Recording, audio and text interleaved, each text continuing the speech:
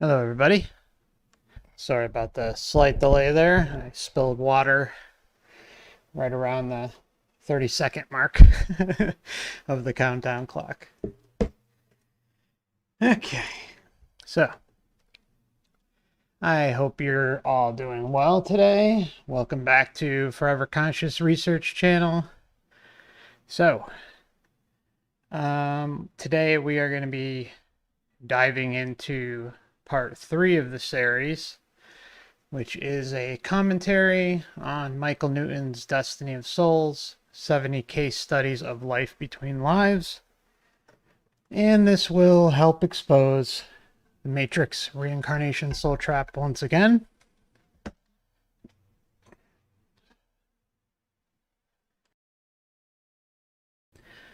All right, so before we get started, I just wanted to say something really quick.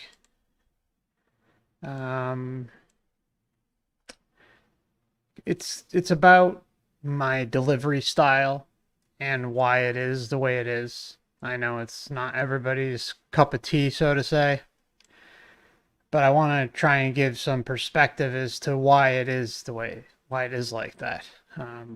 Sometimes it'll be funny, sometimes it'll be sarcastic, sometimes it'll be angry, sometimes it'll be sad, sometimes it'll be loving. The reason for this is it's my way of, it's genuine me first, but it's my way of coping too. Because I just absolutely refuse to excuse this reality away anymore. I think far too many people do that, and I'm not going to do it. I won't make excuses. When I'm angry or when I'm upset at something that I'm conveying in a message, it's because in the back of my head, the thing I think about is the atrocities going on here. Okay? They're absolutely disgusting. They drive me crazy. All right? Well, not crazy, but they piss me off. And all that is coming from the heart. Because if you're not angry or if you're not upset at the state of the world, what this place represents, and a lot of the things involved, then okay. But I that's just not me. I'm just not gonna fake my emotions and tone myself down for it. So, I didn't want to ramble too much on that, but I think it needed to be said because there was some pretty loud parts in part 2 where I got a little more animated than usual, and I just want to make sure that people know that you're seeing genuine reaction. You're seeing the real me. I'm not faking anything, except you get what you see. All right, so we are going to be moving on to case 22. We were on chapter 4. We didn't complete it yet. We are about halfway through chapter 4. So the chapter 4 is a little over 100 minutes. We're 50 minutes and change into it. So, okay. So I just want to say hello to everybody. I hope you're doing well out there. And much love to you all. It's great to see you. Okay, so let's get started with case 22. Thank you for your patience. And here we go. Case 22. In this subject's past life, he fought against the final subjugation of Morocco by the French military and was captured in 1934. As a resistance fighter, my client was taken from the Atlas Mountains into the Sahara Desert and tortured for information he did not give. After being staked to the ground, he was left to die a slow death in the hot sun. Dr. N.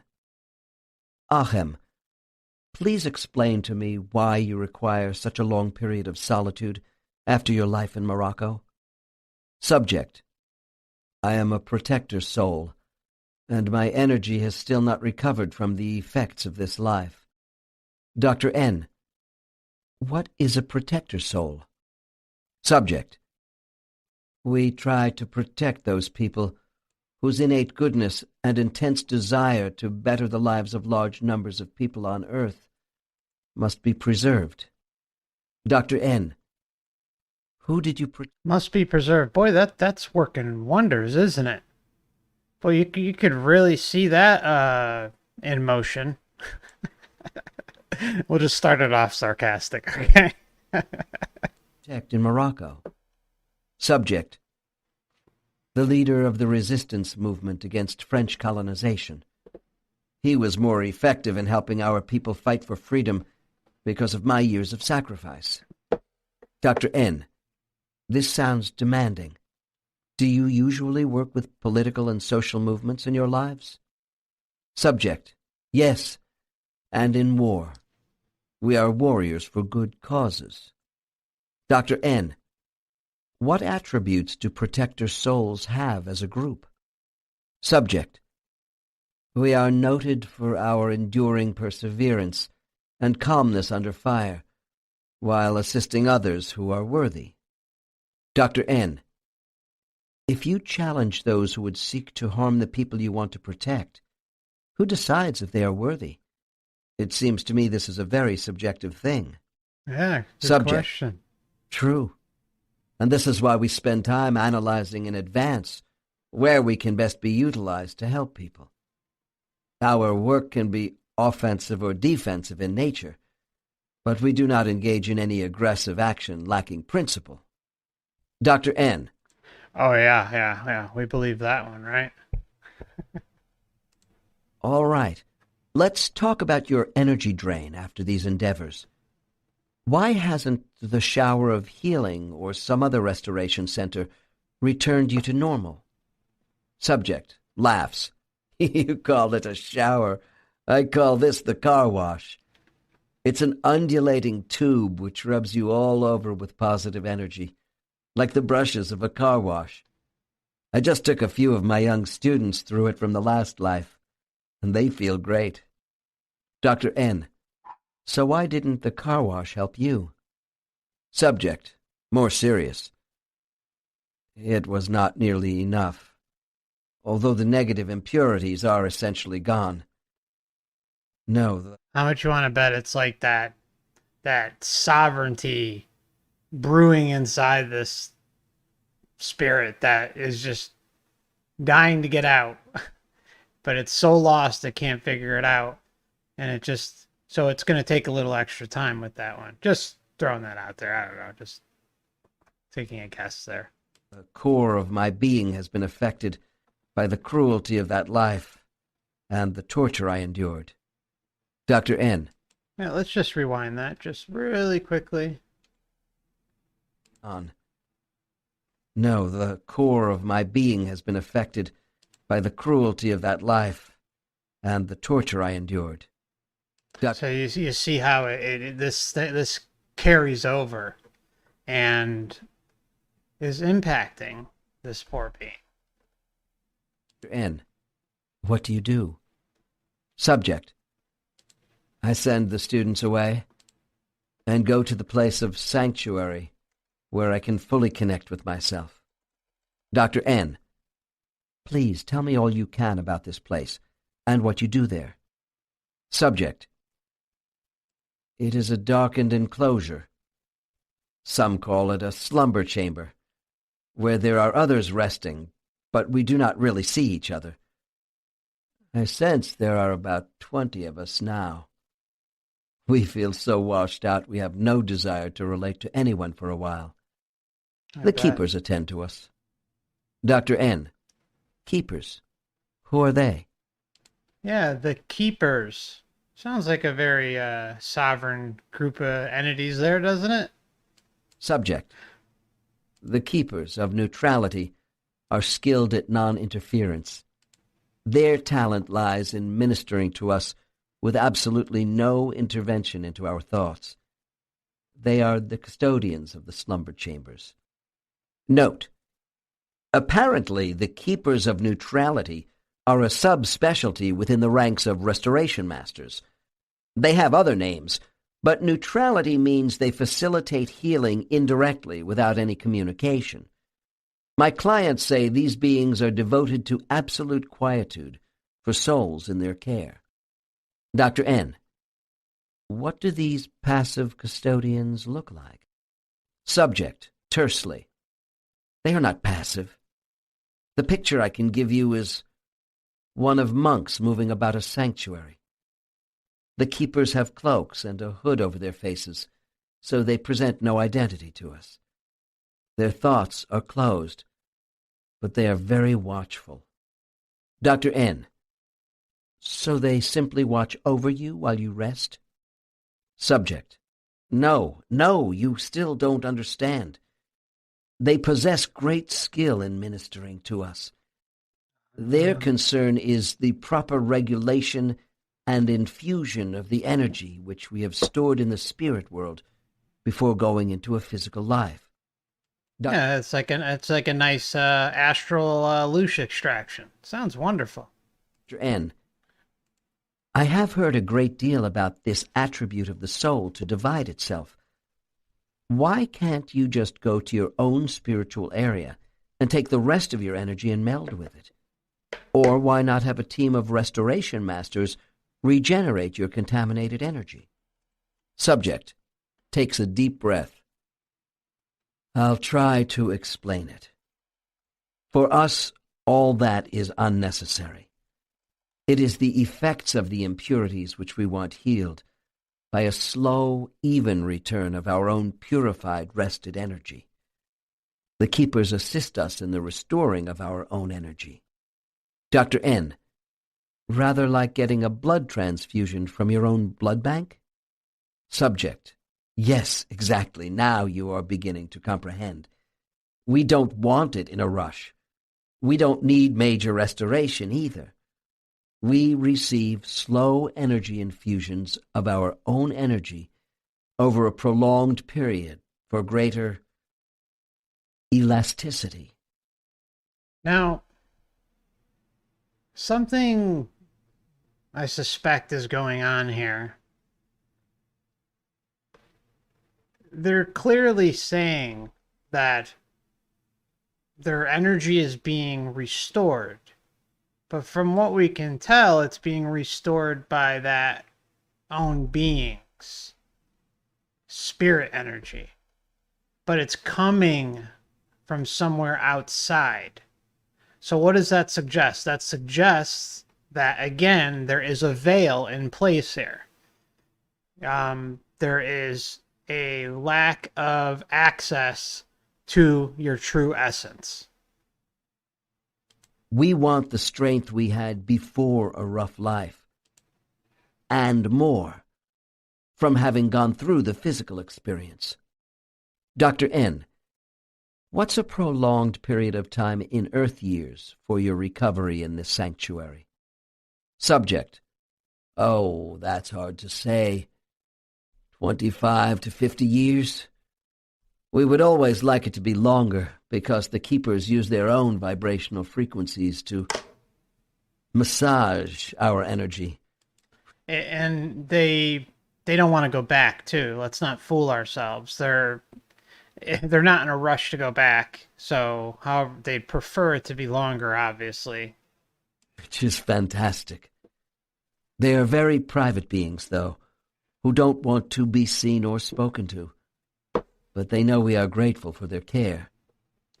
They also know when it is time for us to rejoin our friends and get back to work. Laughs. Then we That's right. You get back to work. You got to join your friends and get back into soul classes and indoctrinate yourself. Chop, chop. are pushed out. It was from cases such as these that I learned one of the best ways to repair damaged energy is to receive it back slowly. Many souls of solitude are quite advanced and don't require restoration in the normal recovery areas. These vigorous souls can be too overconfident.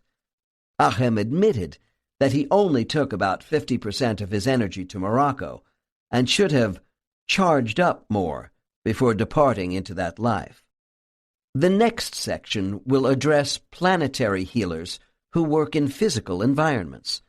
Since these souls are generally still incarnating, my subjects do not consider them as masters.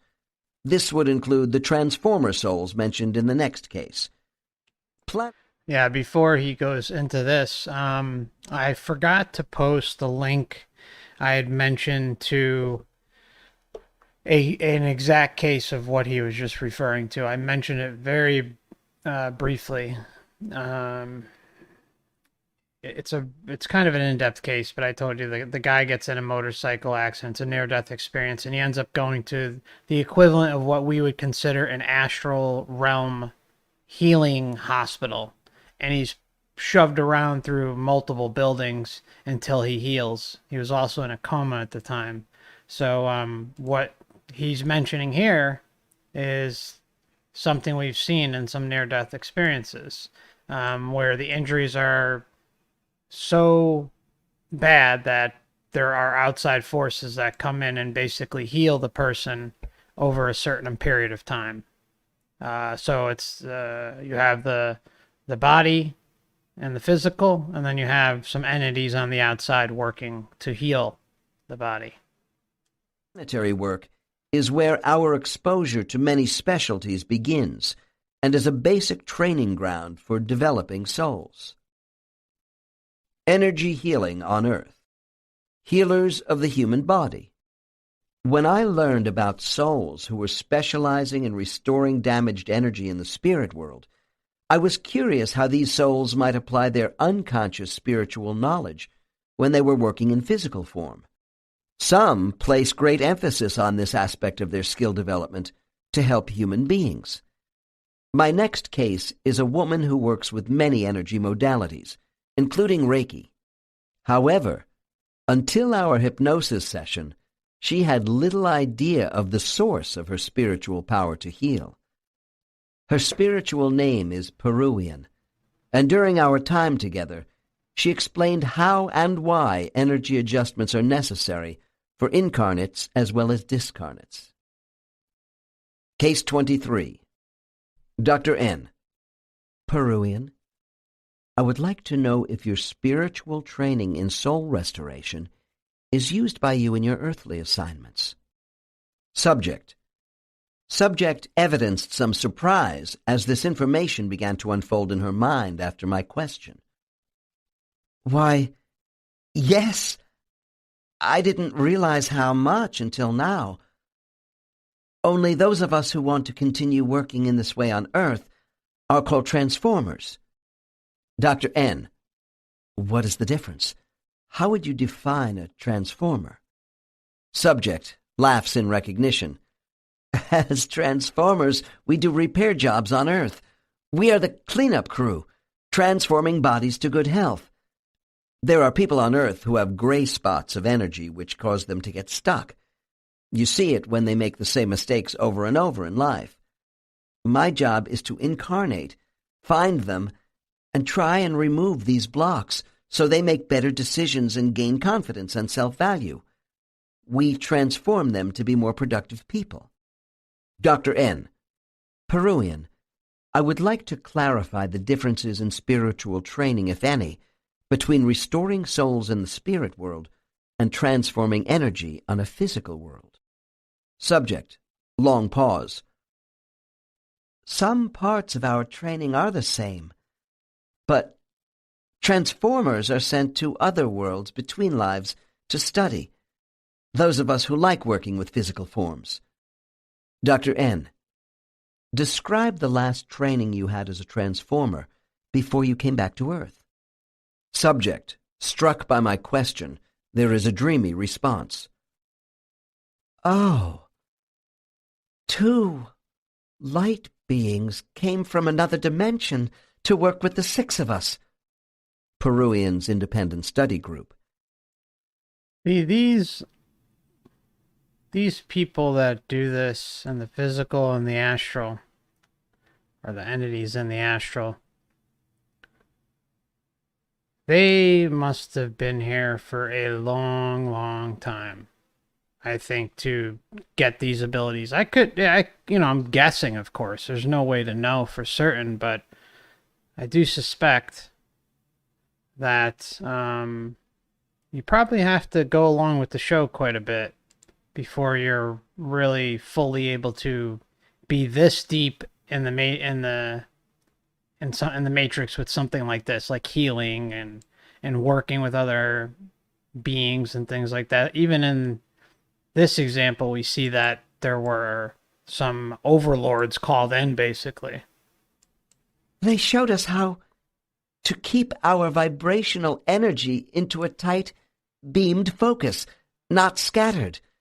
I learned to pinpoint my energy to be more effective. Dr. N, were these beings from a physical world? Subject, in a soft tone.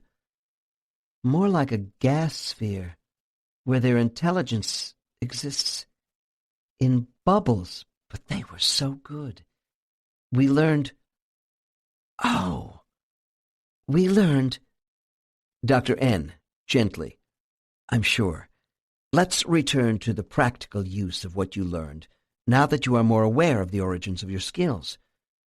Tell me how you apply this spiritual knowledge in your energy work today as a transformer soul on Earth. Subject, a look of wonder. It's there now, in my mind. I see why it works. Stops. The focused beam. Dr. N, pressing. The focused beam. Subject, earnestly. We use it as a laser, rather like a dentist would drill out a decayed tooth to pinpoint and clean up gray energy. This is the fast way. It is harder for me to use a slow procedure which is longer lasting and even more effective. Dr. N, okay, Peruvian. Remember, you are explaining to me how you use your spiritual training and earthly training in combination to heal energy. You have the memory right now of both aspects. Tell me about the slow method. Subject takes a deep breath. I close my eyes and kind of go into a semi-trance when I cup my hands near my patient's head. I see now that what I have learned in the spirit world helps me more than what I learned in my classes down here. I guess that doesn't matter, really. Dr. N, we receive power to help others from many sources. Please go on about your healing by the slow method with your patients on Earth.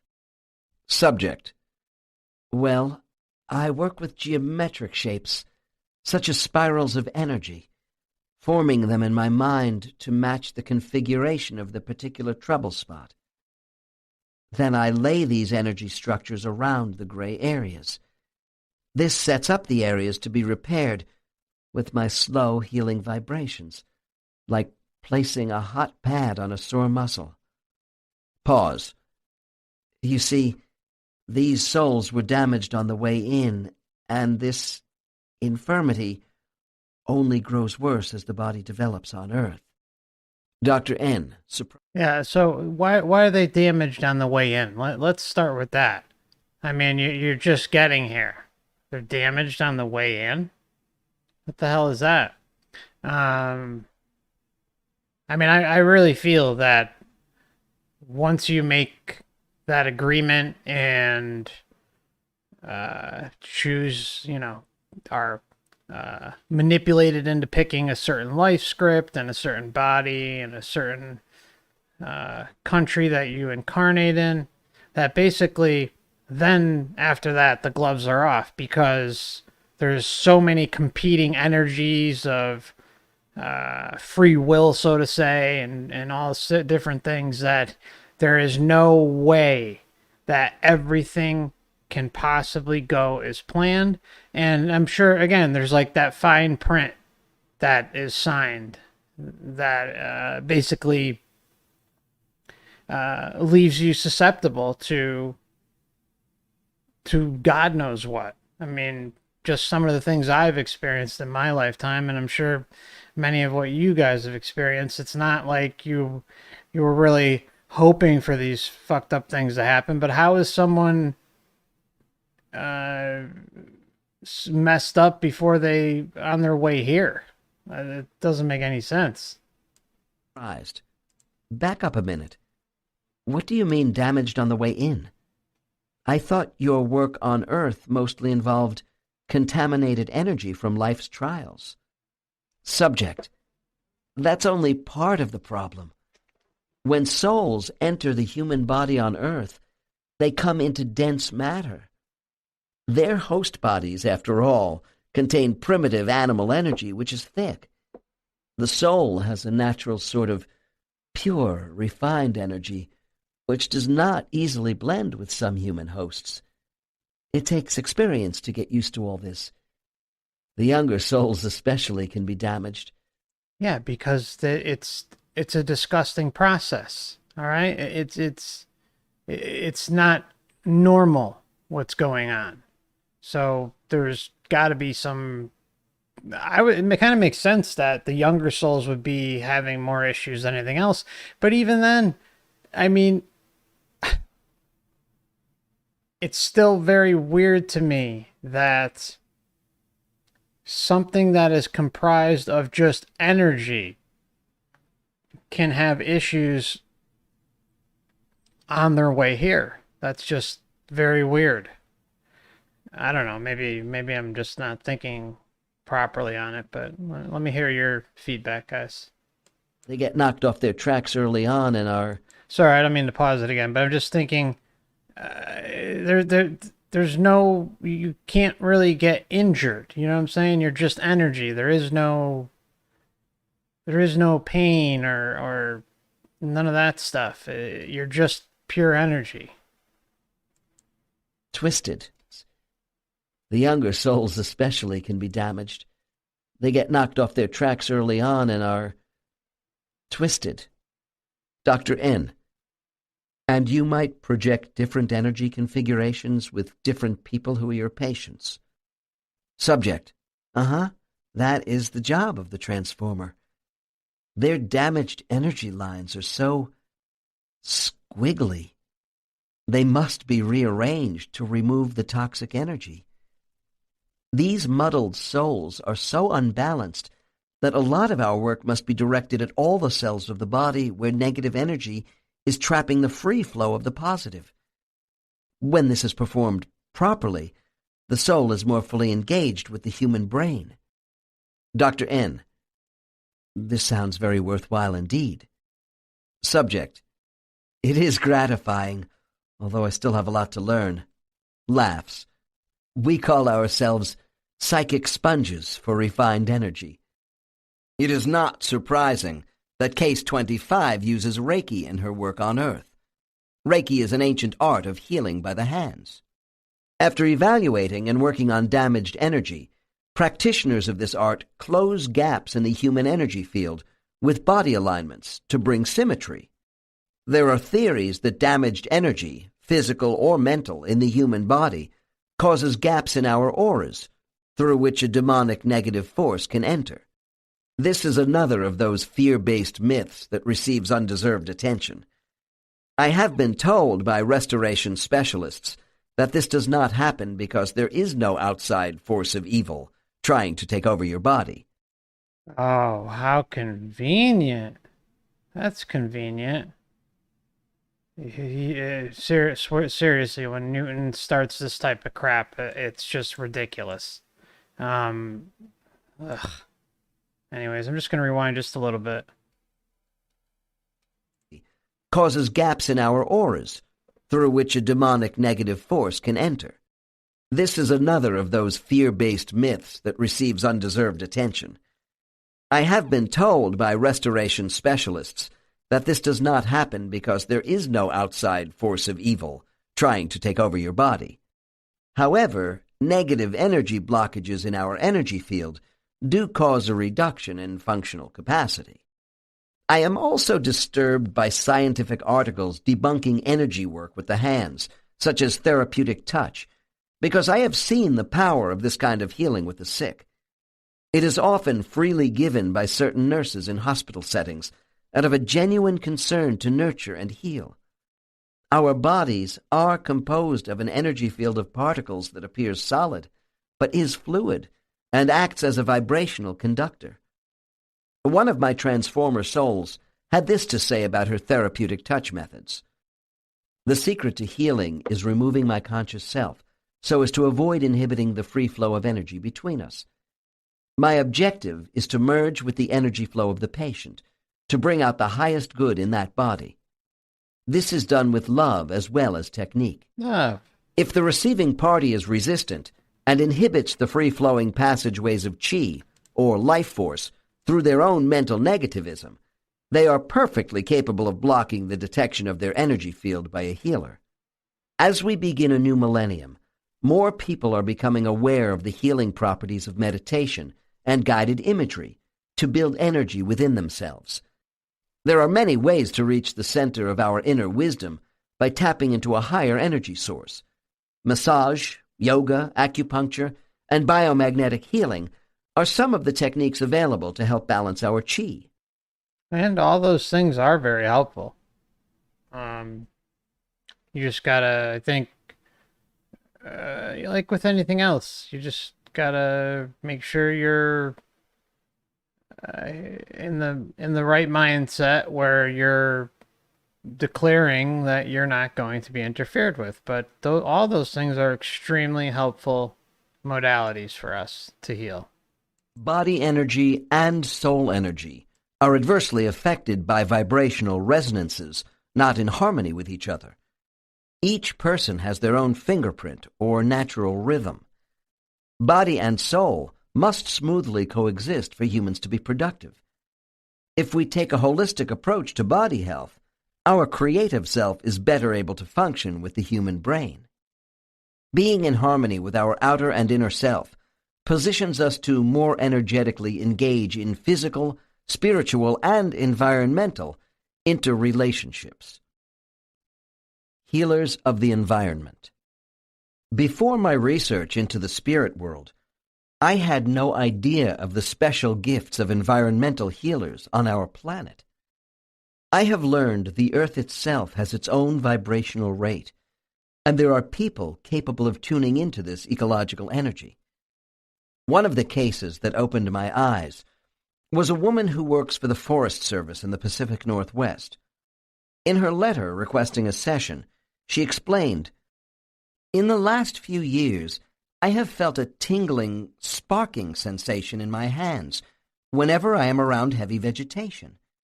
It is not painful, but there is an urgency for something to be released during my work in the forests.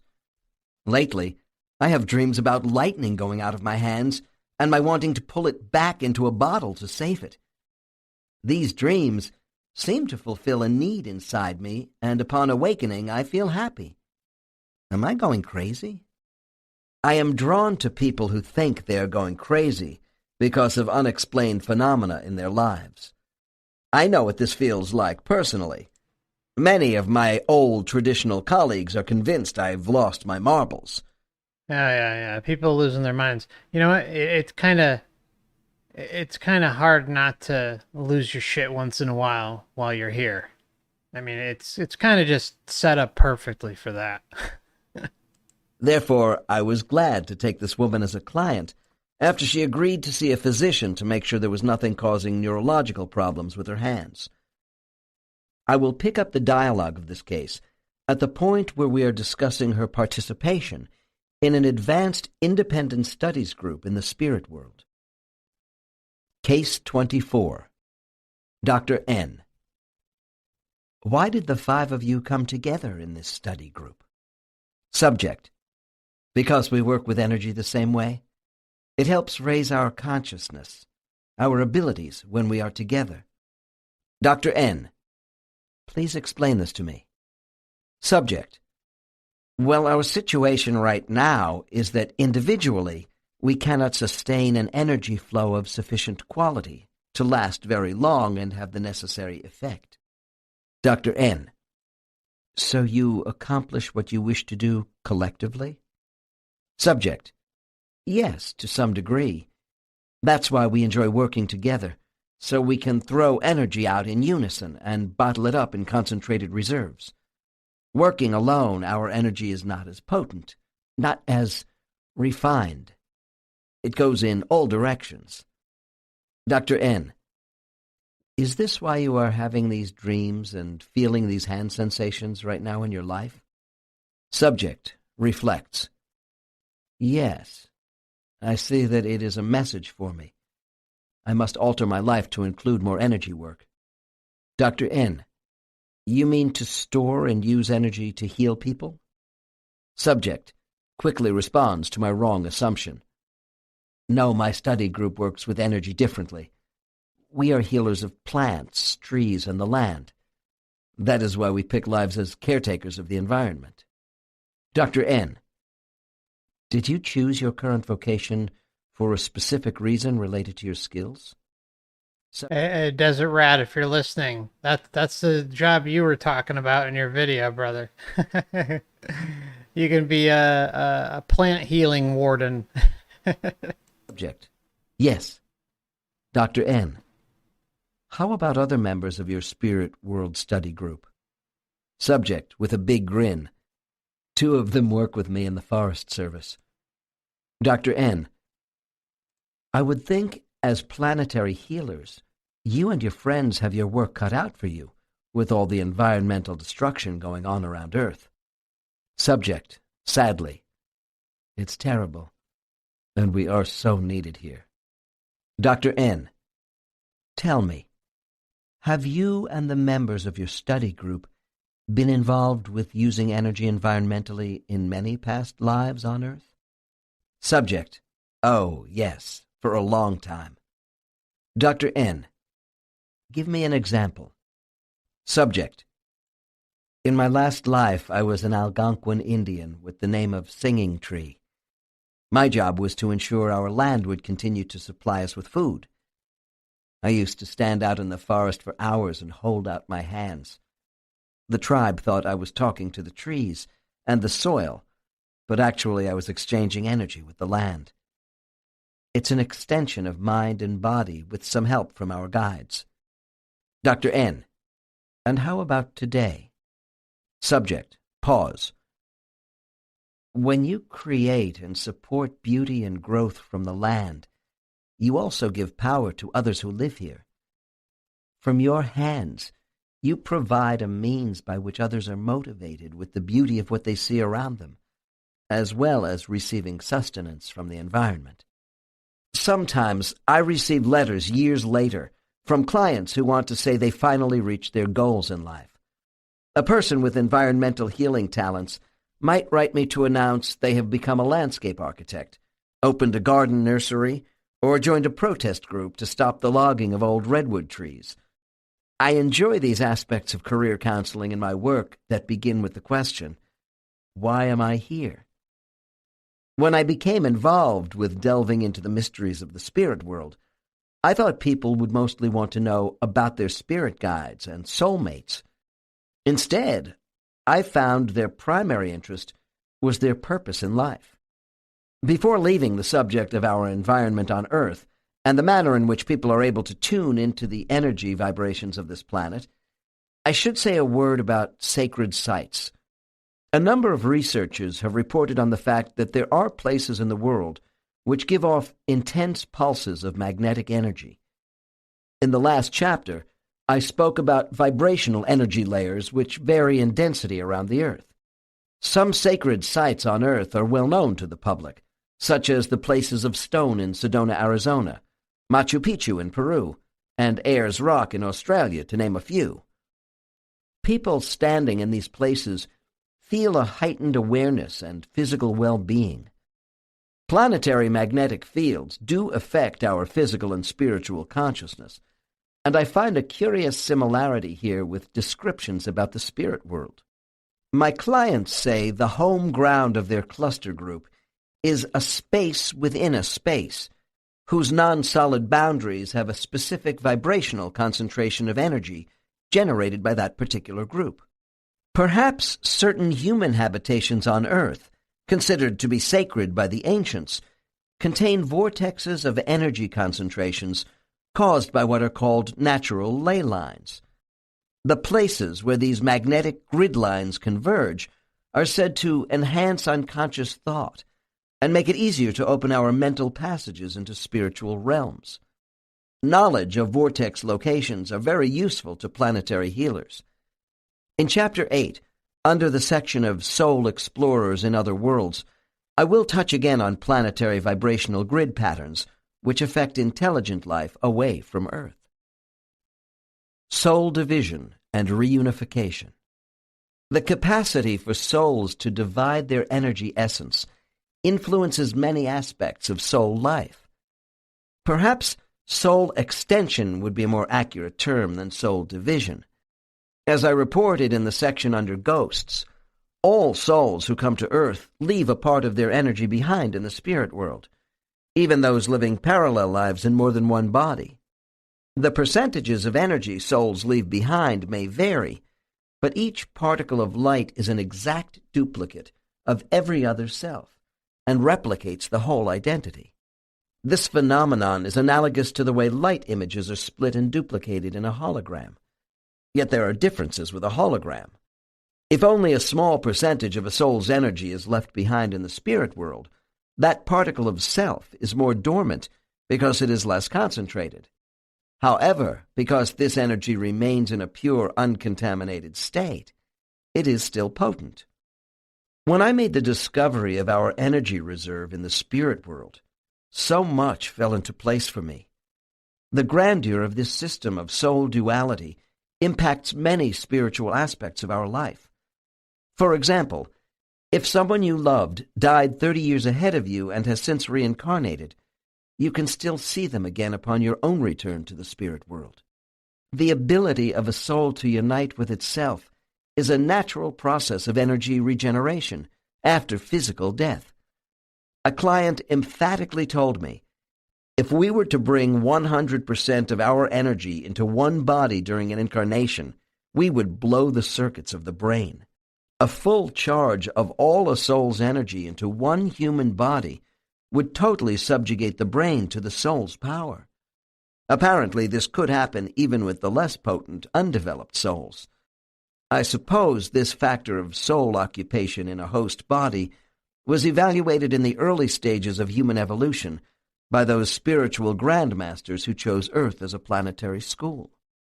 Moreover, having all the soul's energy capacity in one body would negate the whole process of growth for the soul on Earth, because it would have no challenge coping with the brain. By strengthening a variety of parts of a soul's total energy in different incarnations, the whole is made stronger. Full awareness at 100% would have had another adverse effect. If we did not divide our energy, we would experience a higher level of spiritual memory retention in each human body. Amnesia forces us to go into the testing area of the laboratory of Earth without the answers for the tasks we were sent here to accomplish. It's so funny. Yeah, it's I mean, do I really even need to say anything? Amnesia also relieves us of the baggage for past failures, so we may use new approaches with more confidence. Oh yeah, that is a very, very common response from people who think reincarnation is all love and light. They'll say stuff like, yeah, well, if you knew all the messed up things you did in your past life and that you had lived before, you might lose your mind while you're here, or you might go and do something drastic because you know you're just going to go through it again. And I mean, the amount of excuses that are given in support of reincarnation being a good thing is just off the chart. Off the charts. It's just, again, it's the Stockholm Syndrome on steroids, the excusing away of everything and anything in an effort to make themselves feel better about their captors. The ghost in case 15 indicated how it is possible for souls to miscalculate the percentage of energy concentration they bring into a life. One client called this our light quotient. In a strange fashion, I find my level 4 and 5 subjects shortchange themselves more than the less developed souls. This was demonstrated by the warrior soul in case 22. Sorry to interrupt again, but think about it this way. The mechanics for this place are so vast and so thorough and honestly just stupidly obvious, but at the same time they're doing a damn good job at what they're doing, both down here and in the astral. So how can there be any like screw up with the amount of energy transfer or retention of certain things, or you know what I'm saying? It just seems very, something's wrong there, and I can't quite put my finger on it. But for as in depth as this place is and the astral, you would think that, you know, that really wouldn't be a problem.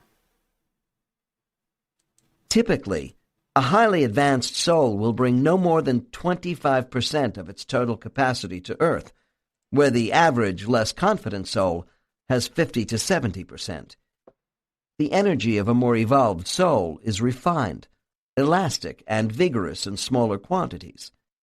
This is why the younger soul must bring more energy into their early incarnations. Thus, it is not the volume of energy which gives potency to the soul, but the quality of vibrational power representing a soul's experience and wisdom. How does this information help us understand the combined force of soul and human energy? Every soul has a specific energy field pattern which reflects an immortal blueprint of its character, regardless of the number of divided parts. When this spiritual ego is combined with a more structured personality of a physical brain, a higher density field is produced. The subtleties of this symbiosis are so intricate, I have only scratched the surface. Both blueprints of energy react to each other in an infinite number of ways to become one to the outside world. This is why our physical well-being, senses, and emotions are so tied to the spiritual mind. Thought is closely associated with how these energy patterns are shaped and melded together, and each nourishes the other in our bodies. I frequently use the analogy of a hologram to describe soul division. Holographic images are exact duplicates. This analogy is helpful, but it does not tell the whole story. I have mentioned one variable in the process of soul division as involving the potency of energy concentration in each divided part. This element relates to the experience of the soul. Another variable is the density of material energy in each human body and the emotional makeup which drives that body. If the same soul joins two bodies at the same time and brings 40% of its energy into each body, there will be different manifestations of energy.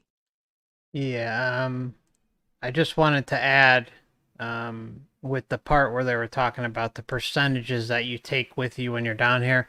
Enemy of 322 brought up a good point. He said, in defending your life, the guy says the soul comes to Earth with 3% of itself. I agree. It is definitely not the 25% or 50 I don't believe that at all. We are so closed off to so much. It's not even funny. And even when you become aware of these things, the level of capacity that we are able to tap into of our true essence is few and far between. I mean, there could be some exceptions, obviously, and there are exceptions. Maybe a person like a monk living up in a cabin in the top of the Himalayas alone or something. Maybe they're more capable of these things. But for the most part, your everyday person is really not going to be able to tap into their true essence because it's blocked on purpose. Think of taking a photograph of the same scene in the morning, at noon, and in the evening. The changes in light refraction would create a different effect on the film. The energy of souls begins with a specific pattern, but once on Earth, these patterns are changed by local conditions. When we review our future life from the spirit, Yeah, changed by local conditions, and this damn system relies on it. It relies on that. That's the problem. You don't get the whole lay of the land before you come down here. You get a very, very fucked up and skewed outline of the way things should roughly go. And then you're born into conditions and surroundings that completely go probably major in massive ways against you. You get what I'm saying? world, we are given advice about the energy requirements of the body we will occupy.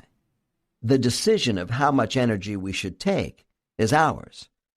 Many souls want to leave as much behind as possible because they love their home and the activities going on there.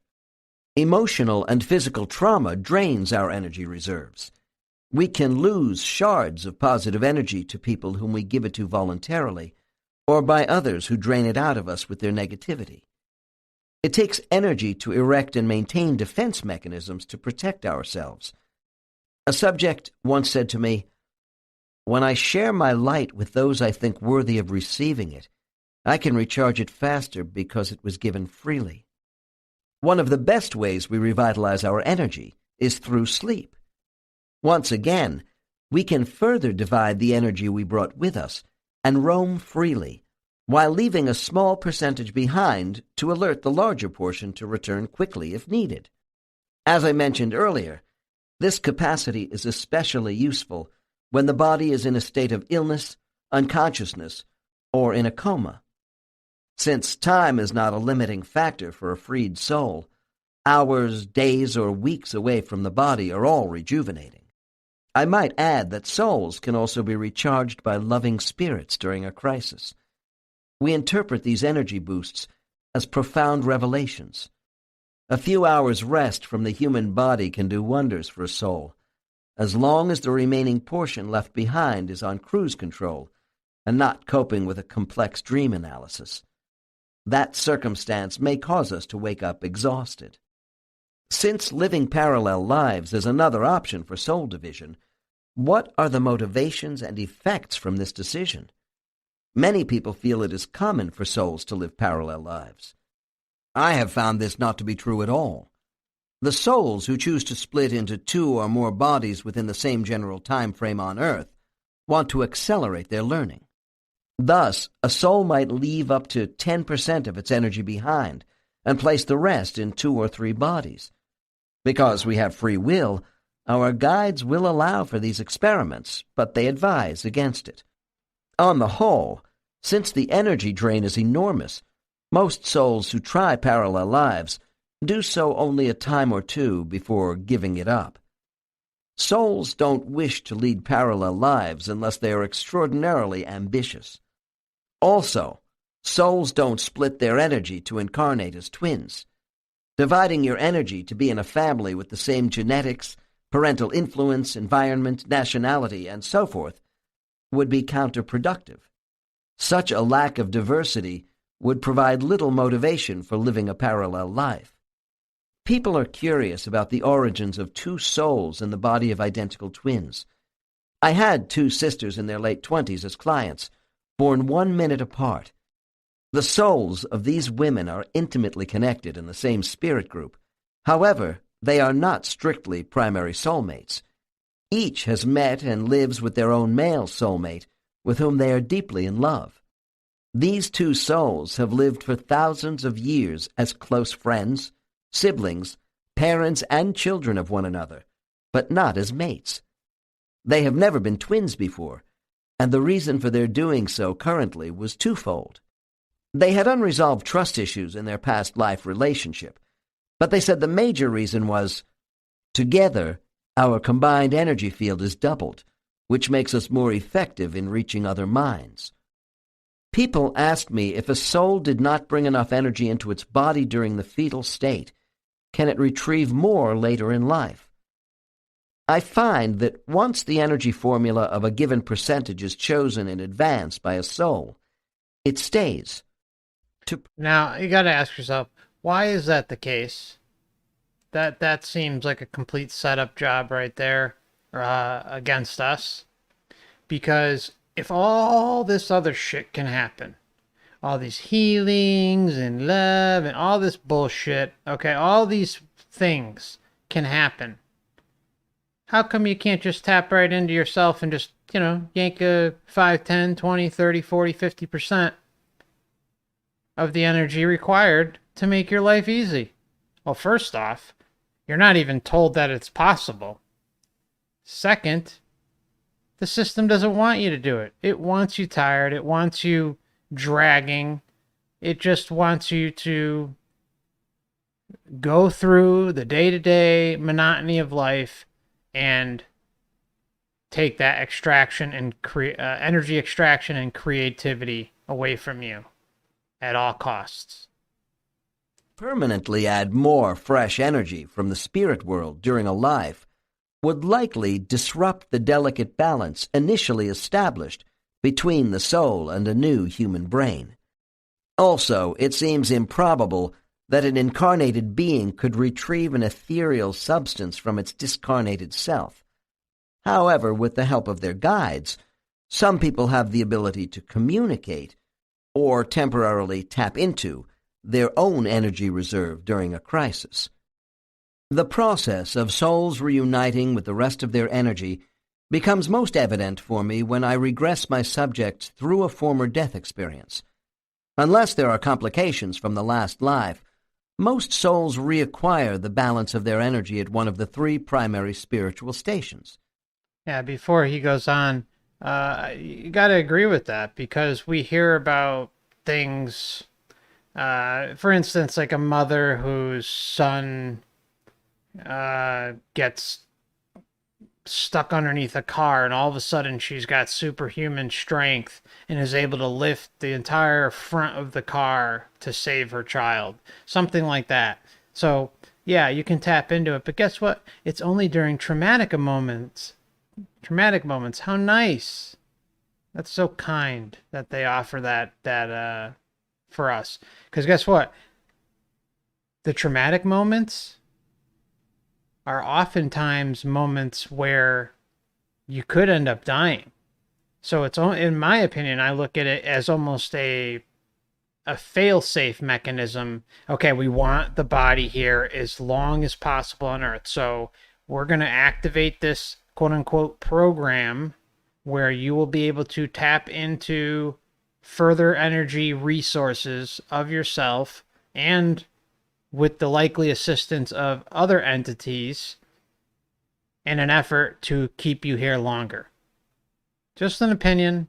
Not saying that's definitely what's happening, but that's probably what's happening. Near the gateway, during orientation, or after returning to their soul group. The advanced souls usually disembark only at the final stop on their journey home. The 3 stations. Receiving our own energy at the gateway is not really a common occurrence. This is probably due to the initiation of recovery by a shower of healing near the gate. I do hear about it once in a while, though, as with the soul in my next quote, whose deceased husband brought a small remaining portion of her energy to the first stop. She explained the circumstances this way. My love could easily handle the little energy I saved. He brought this to me and spread it over me gently with his hands like a blanket as we were embracing. He knew how old and tired I was, and he asked to come. Once contact is made, the rest of my energy comes into me as a magnet. I feel so expanded by it. The first thing I notice is that I can read his mind so much better telepathically, and I sense so much more of what is around me. When our guides conclude that it would be an advantage to have more of our energy at the second station, during orientation, this decision has different ramifications. Basically, the decision rests on the belief that our debriefing from a difficult life will be more productive. Then, too, we might not be returning to our spirit group for some reason right after orientation. Here is an example of soul reunification at this stop. I am in a plain room which looks futuristic, with smooth milk-white walls. There is a table and 2 chairs. This furniture has no edges. My guide, Everand, is concerned over my lack of responsiveness. She is about to perform what we call melting the physical form. She holds the rest of my energy in a beautiful translucent vessel which radiates. Everand comes forward, pressing it into my hands. I feel the upsurge of my energy as an electrical charge. Then she moves close to me, stimulating my natural vibrational frequency to accept more easily what I left behind. As my core center is filled with my own essence, the outer shell of my physical body imprint is melted off. It is as if I were a dog shaking off water droplets from my fur after getting wet. The unwanted earthly particles are jarred loose, dissolved, and my energy now begins to sparkle again instead of being a dull light. The usual way most souls reunite with the balance of their energy is after returning to a cluster group. A subject put it this way: it is smoother for me to reunite with myself after I arrive at home base with my friends. Here the infusion of my rested energy can be assimilated at my own pace.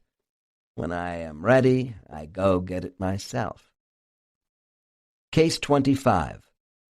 This case excerpt is from a discussion I had with a soul called Apollon, who discussed her reunification upon arriving home in a more flamboyant way than the soul in the quote above. Apollon is a level 2 soul who has just returned to the spirit world from a hard life in Ireland as a poor woman who died in 1910. Although physically strong and self-reliant, Apollon was married to a domineering alcoholic husband and had to raise 5 children virtually alone. Oh, that sounds like a great life script. She suffered from a lack of personal freedom and self-expression. Horrible. I see Apollon's welcoming home party as a reflection of a job well done after this. A job well done after you just got back from misery. Yeah, it was a learning experience. It was incredible. And, it just, it's the welcoming party thing again, kind of like we were talking about, I think in part 1, where it was the same thing. Someone just died, and they get back, and there's just this big party for them. And it's the same thing like I was talking about in part 1 with some of the near-death experiences, where they find themselves in something equivalent to what we would know as like a stadium down here, and it's got 360-degree view of different moments in your life, and these people basically walk into the stadium, and they are the center of attention. Their ego is being boosted, they're being cheered on, like, good job, you made it, blah, blah, blah. and then the life review usually will start to play, or something like that will happen. But the point is these are like the equivalent of like pep talks, inspiration, to get you to continue, to be motivated to come back here. That's kind of how I see it.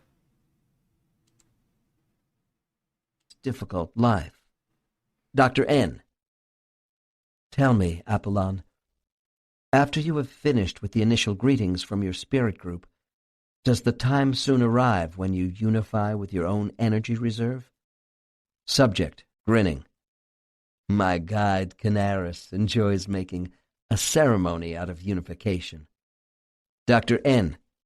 With the energy you left behind? Subject, yes.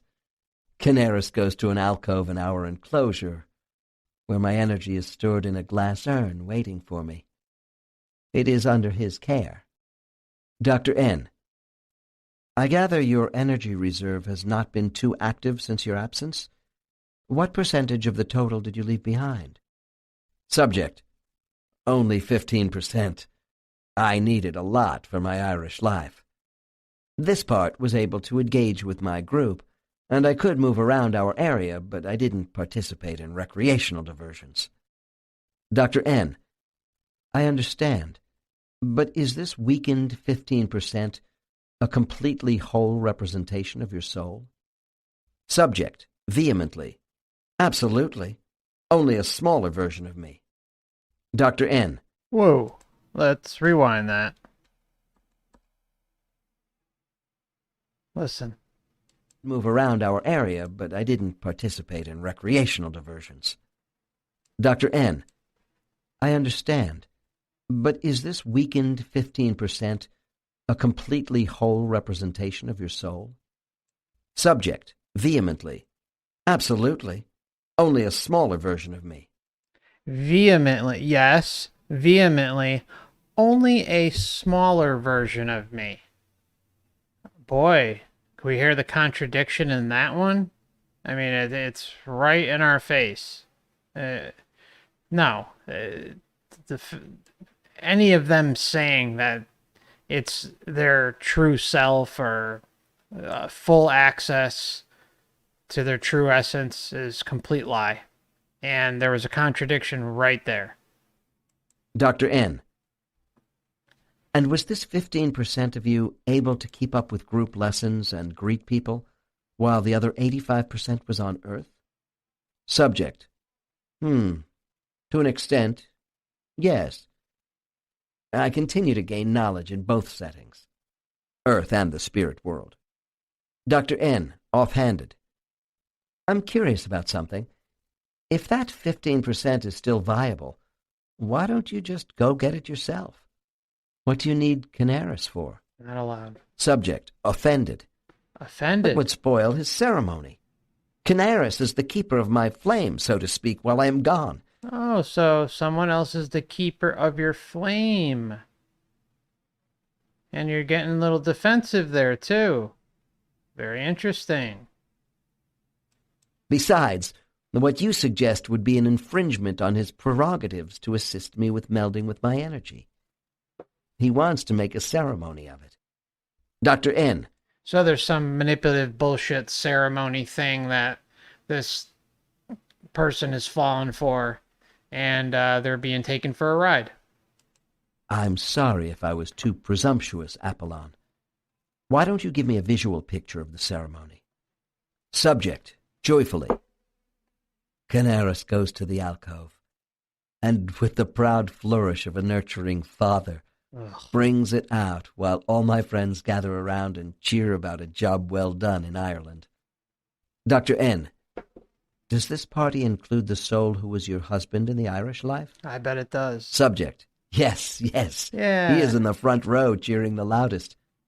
He is not really the same person out of his Irish body. Just the level of fuckery going on here is just... You can't even put it into words almost. It's just So much. So much. Dr. N.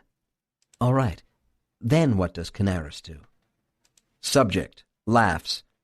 He takes my energy in the greenish glass urn out of the alcove. It is glowing, but he rubs it with his hands to make it shine brighter, while enjoying our expressions of pleasure. Then he comes close and throws the cloud of light energy over me like a mantle of high office. He assists with my melding with his own powerful vibrations. Dr. N. The translation for that is he uses manipulative energy to fuck with them. At this moment, what does having all your energy feel like? Subject, softly. Joining with oneself resembles two globs of mercury coming together on a glass plate. They flow into each other naturally and instantly become homogeneous. I feel a resurgence of power and identity. The warmth of the merger gives me a sense of serenity and peace as well. I feel, well, my immortality. Dr. N. Rhetorically, to elicit a response. Isn't it a shame we don't take 100% of our energy to Earth? Yeah. Subject reacts immediately. Oh. Are you serious? No human mind could retain much of itself under those conditions. But I needed a lot for the Irish life. You hear the excuses there? There, let me just rewind it. No human mind, and they get upset. You know, the immediate reaction. Subject reacts immediately. Are you serious? No human mind could retain much of itself under those conditions. But I needed a lot for the Irish life. Dr. N. What percentage do you have in your current body? Subject. Oh, around 60%, and it's plenty. Dr. N. I have been told of physical planets where souls go that allow for all of our energy and the retention of full memory.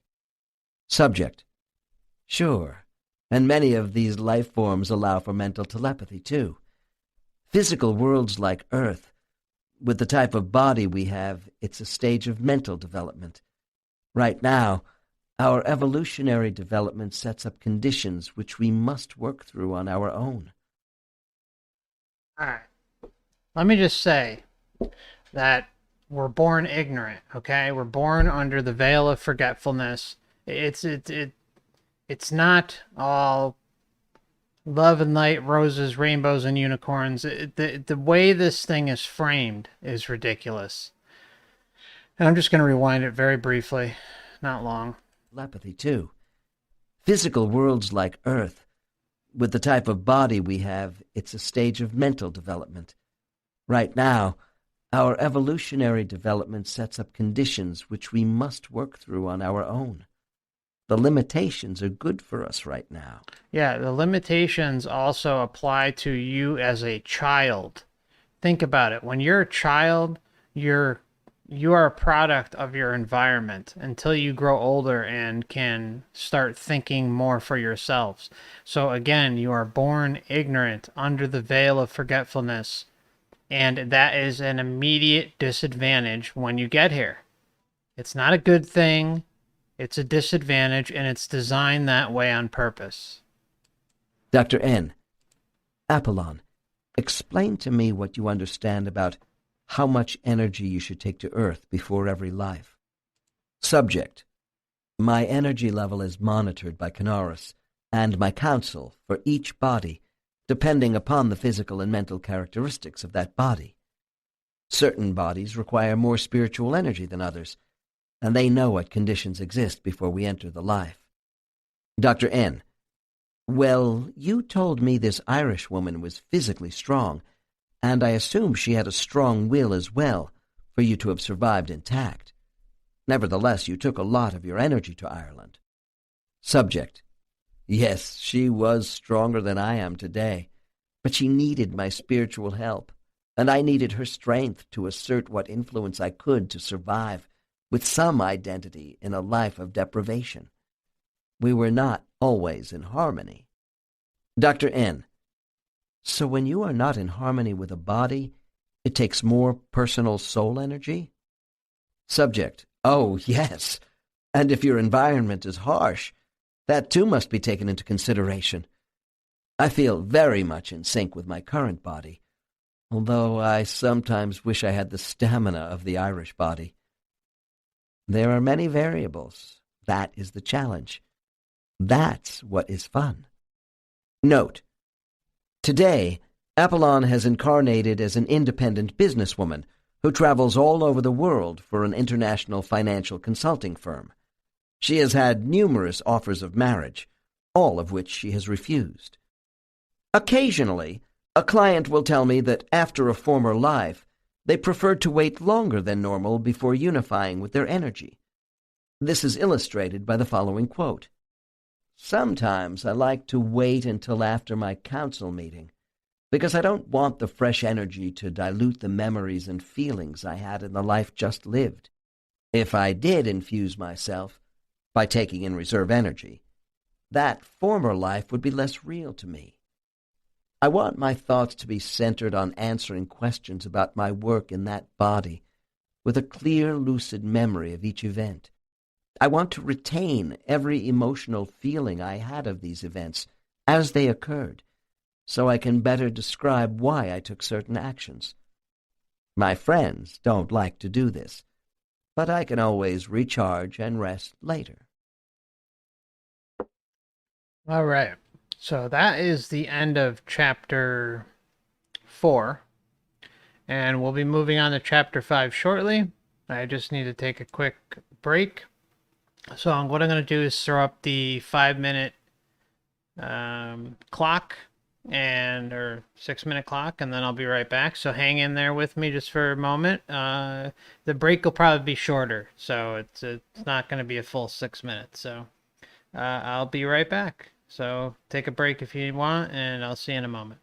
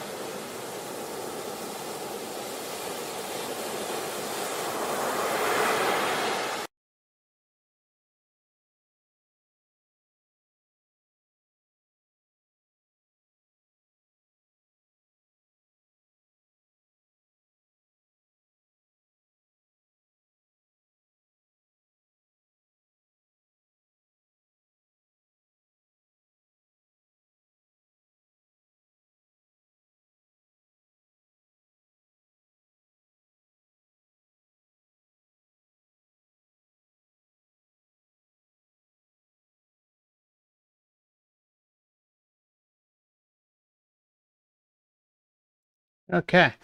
Looks like we went over. My apologies. Okay. So, we are headed into chapter 5.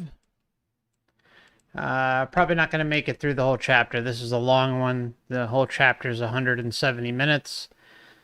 So we'll see. We'll probably go at least another hour, maybe a little bit longer. We'll play it by ear. So we will be picking up again, chapter 5, and we should be leading into case 26 momentarily. 5. Soul Group Systems. Soul Birthing.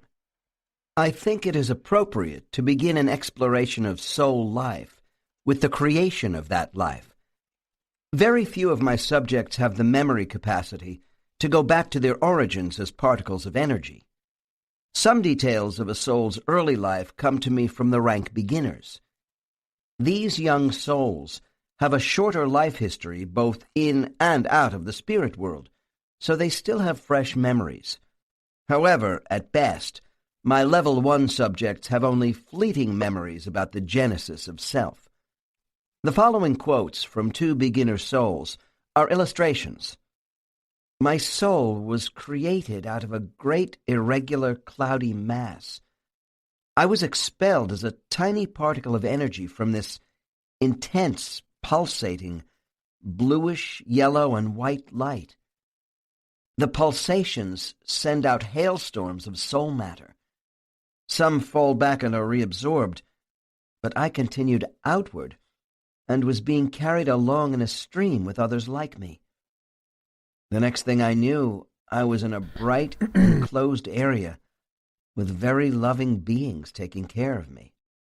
I remember being in a nursery of some sort where we were like unhatched eggs in a beehive. And a beehive. When I acquired more awareness, I learned I was in the nursery world of Uros. I don't know how I got there. I was like an egg in embryonic fluid waiting to be fertilized, and I sensed there were many other cells of young lights who were coming awake with me. There was a group of mothers, beautiful and loving, who pierced our membrane sacs and opened us. There were swirling currents of intense, nurturing lights around us, and I could hear music. My awareness began with curiosity. Soon I was taken from Uros and joined other children in a different setting. The most revealing reports about soul nurseries come my way only infrequently from a very few highly advanced subjects. Yeah, these are topics, again, like the soul classes. We just get a very, very minuscule glimpse as to what the hell is going on. And we're also in the same category with this as well. These are the specialists known as incubator mothers. The next case is a representative of this branch of service, who is an exceptional level 5, called Sina. Case 26. This individual is a specialist with children, both in and out of the spirit world. Currently, she works through hospice with severely ill children. In her past life, she was a Polish woman who, although not Jewish, volunteered to enter a German internment camp in 1939. She did so ostensibly to wait on the officers and perform kitchen duties, which was a ruse. She wanted to be near the Jewish children entering the camp and to help them in any way possible. As a local resident of a nearby town, she could have left the camp at any time in the first year. Then it was too late, and the soldiers would not allow her to leave. Eventually, she died in the camp. This advanced soul might have survived longer if she had brought more than 30% of her energy to sustain herself during the hardships of this assignment. Such is the confidence of a level 5. Dr. N. Sina, what has been your most significant experience between your lives? Subject, without hesitation. I go to the place of hatching, where souls are hatched. I am an incubator mother, a kind of midwife. Dr. N. Are you telling me you work in a soul nursery? Subject, brightly. Yes. We help the new ones emerge. We facilitate early maturation by being warm, gentle, and caring. We welcome them. Dr. N, please explain the surroundings of the place to me. Subject: it's gas-like, a honeycomb of cells with swirling currents of energy above. There is intense light. Dr. N, Just want to say again, we have the honeycomb showing up again. It's just, I don't know, I just want to point it out. It just pops up a lot. when you say honeycomb, Hive mind. I wonder if you mean that the nursery has a beehive structure or what? Subject: yes. Although the nursery itself is a vast emporium without seeming to be limited by outside dimensions, the new souls have their own incubator cells where they stay until their growth is sufficient to be moved away from the emporium. Dr. N, as an incubator mother, when do you first see the new souls? Subject: we are in the delivery suite, which is a part of the nursery at one end of the emporium. The newly arrived ones are conveyed as small masses of white energy, encased in a gold sack. They move slowly in a majestic, orchestrated line of progression toward us. Dr. N, from where?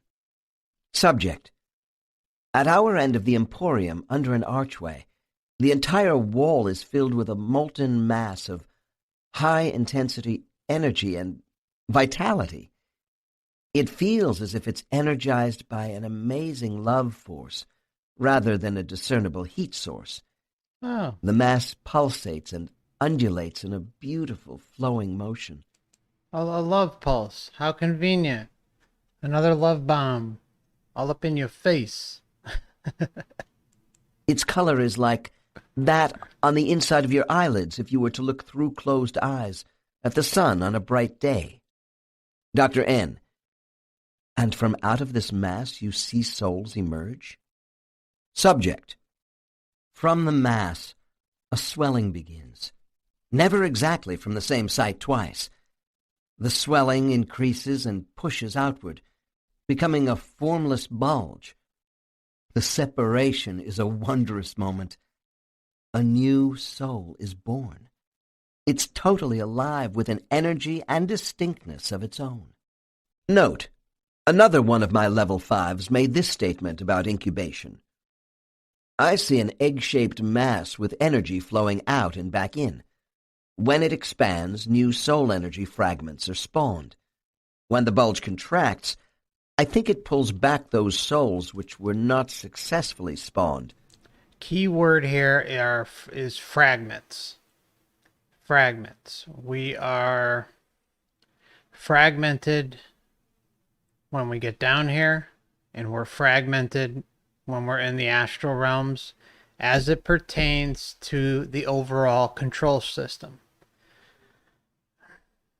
Now, the soul in and of itself is a very dicey line to talk about because it's often intermingled with spirit, which there are two separate things. They are not the same thing. Soul is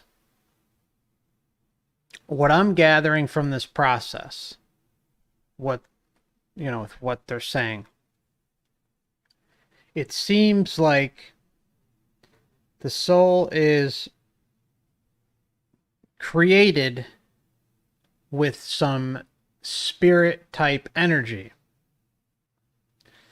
and it's almost a fragmented portion of yourself that is a separate entity, I guess, is the kind of the way to word it. Now, that could be entirely wrong with that too. I'm just basing it off of what is being said here. Personally, I believe the soul is an attachment that prays and acts as a filtering device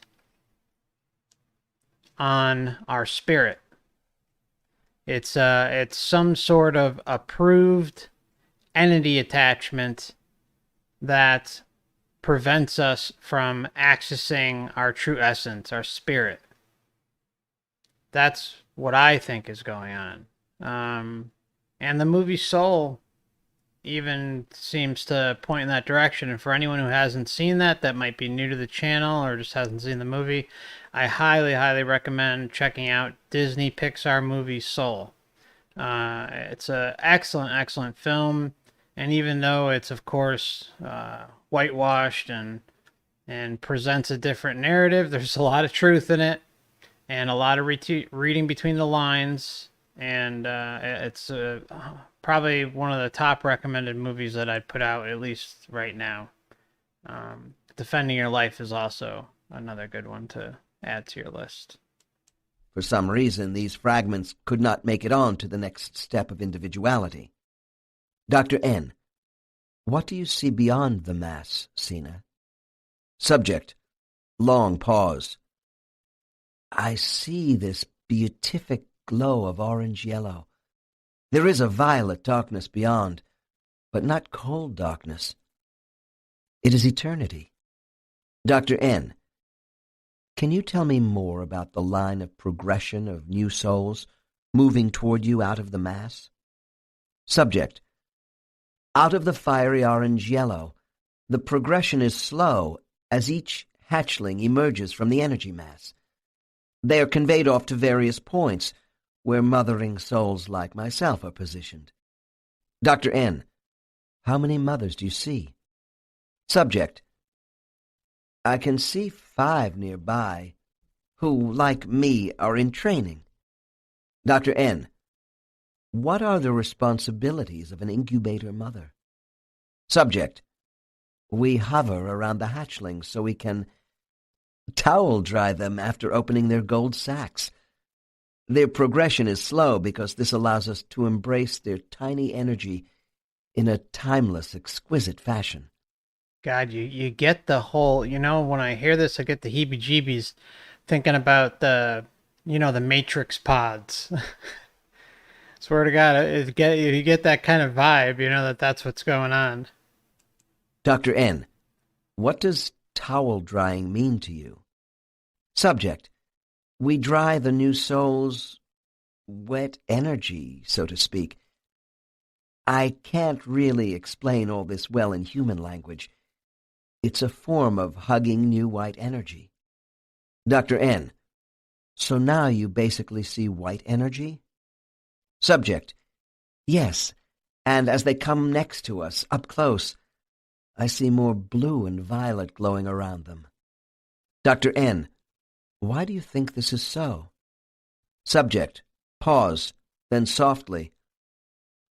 Oh, I see now. This is an umbilical, the genesis cord of energy which connects each one. Dr. N. From what you are saying, I get a picture of a long pearl necklace. The souls are the pearls connected in a line. We had a pearl Is this necklace. at all accurate? Subject. Yes, rather like a string of pearls on a silvery conveyor belt. Dr. N. Okay, now tell me. When you embrace each new soul, dry them out, does this give them life? Subject reacts quickly. Oh no.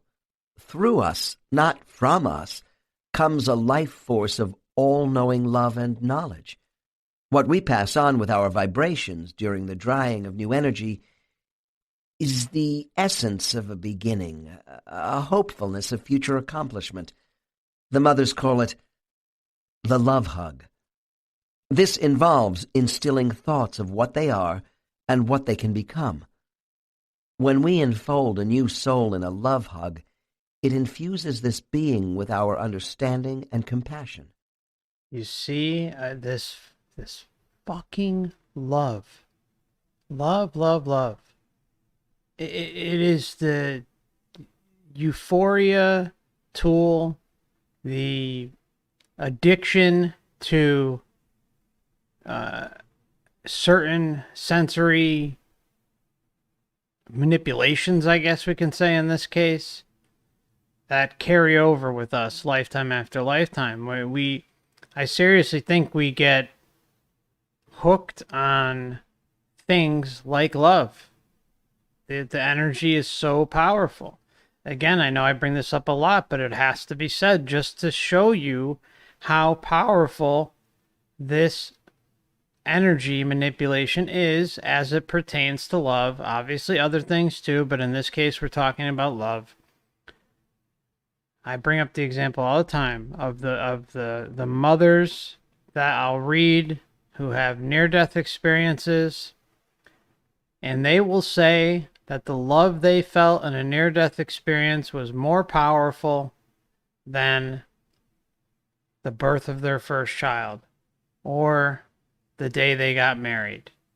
And it just shows you how much control this has.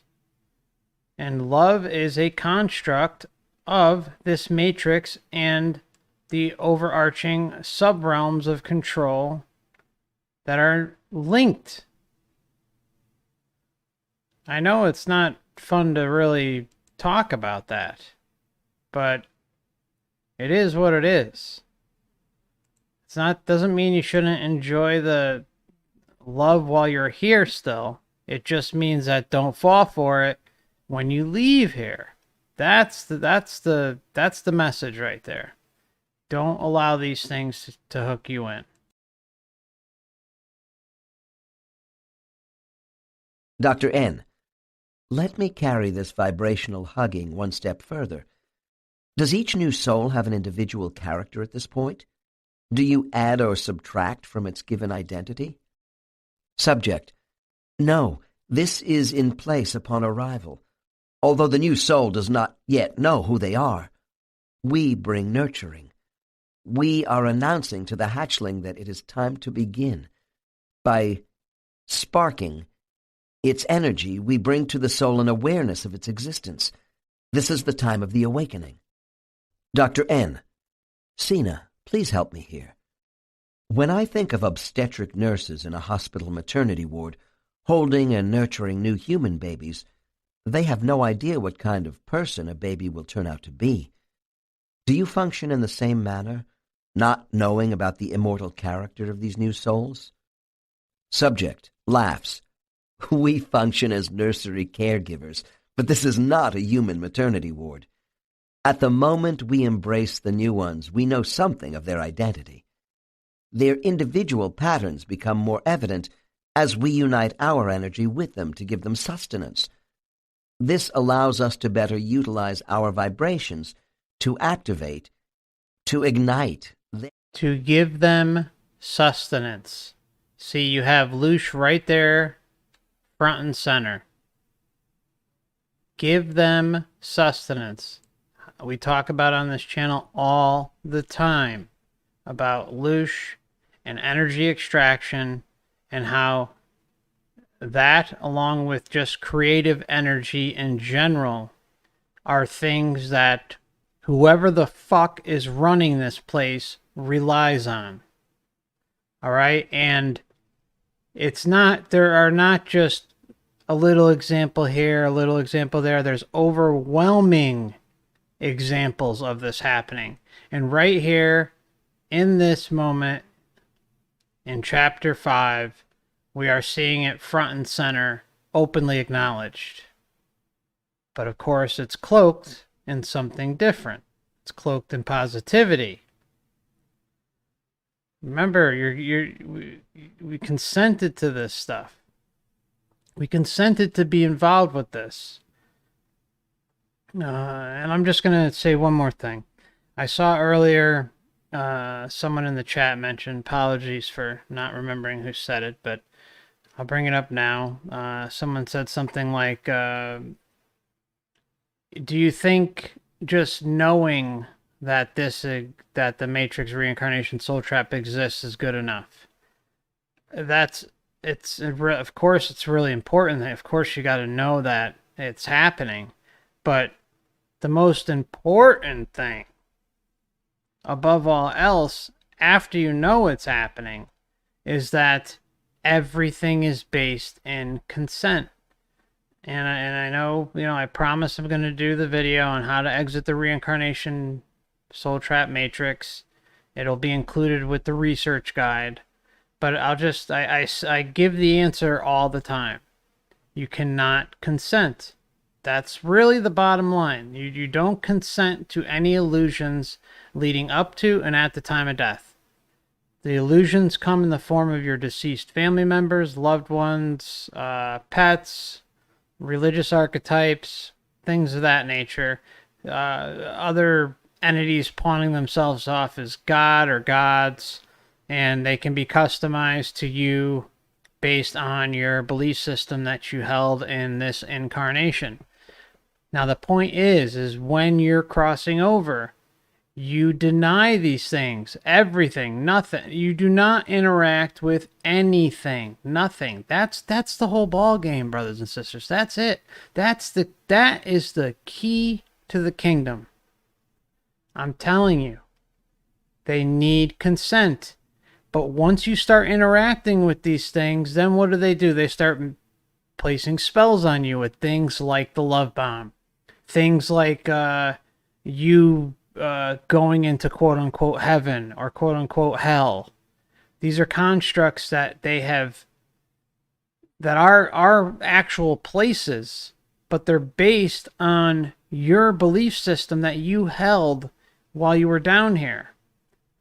And there's no way to get into the mind and psyche of every single person. But what we do see in near-death experiences is that it is belief-driven, overwhelmingly. And the top researchers in the field who do all the legwork on this stuff are in unison agreeing with that it seems to almost always be belief-based driven interactions that you will encounter.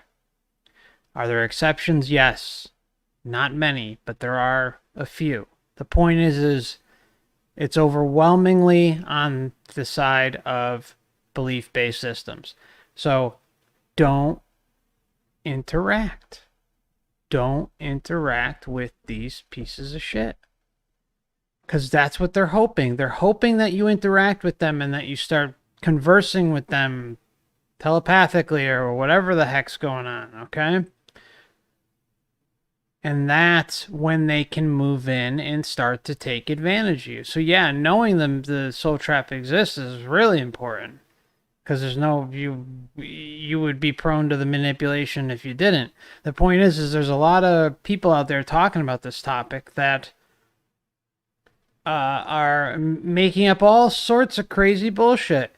And one of the biggest things I find in my research is consent. Constantly. Consent, consent, consent, consent. I can't say it enough. I will just keep saying it because I have to really drill that narrative in so you understand just how powerful you are. You have that power, brothers and sisters, to deny consent to the interactions that will possibly, most likely, attempt to manipulate and deceive you. That's the whole ball game. You do not consent. Okay? So I just want to put that out there. Take solace in knowing that the answer is very simple. It's very, very simple. Now, how you choose to prepare and all that stuff and set yourself up for more or less maximum success, that's up to you. But just know that consent is the whole thing. You just gotta deny any interactions. Okay, sorry to keep repeating myself. I just really think it's important that people hear that very clearly and know that each and every one of you are extremely powerful. And don't cut yourself short. The Creator did give us the ability to consent and deny consent. That's the one universal law I know exists for certain. Beyond that, I can't really say. Consent, free will, those, same umbrella. Okay, let's continue. Hope that helped. individual patterns become more evident as we unite our energy with them to give them sustenance. This allows us to better utilize our vibrations to activate, to ignite their awareness. All this is part of their beginning. Dr. N, as a trainee, how did you acquire this knowledge of the proper employment of vibrations with new souls? Subject, this is something you mothers have to learn. If it is not performed properly, the hatchling souls move on not feeling fully ready. Then one of the nursery masters must step in later. Dr. N, can you take me a little further here, Sina? During your love hug, when you first embrace these souls, do you and the mothers discern an organized selection process behind the assignment of a new soul's identity? For instance, could we have 10 courageous type souls come through, followed by 10 more cautious souls? Subject, that is so mechanistic. Each soul is unique in its totality of characteristics, created by a perfection that I cannot begin to describe. What I can tell you is that no two souls are alike. None, ever. Note, I have heard from a few other subjects that one of the basic reasons each soul is different from the other is that after the source breaks off energy fragments to create a soul, what is left of the original mass becomes infinitesimally altered, so it is not exactly the same as before. Thus, the source is like a divine mother who would never create twin children. Dr. N, pressing, wanting my subject to correct me.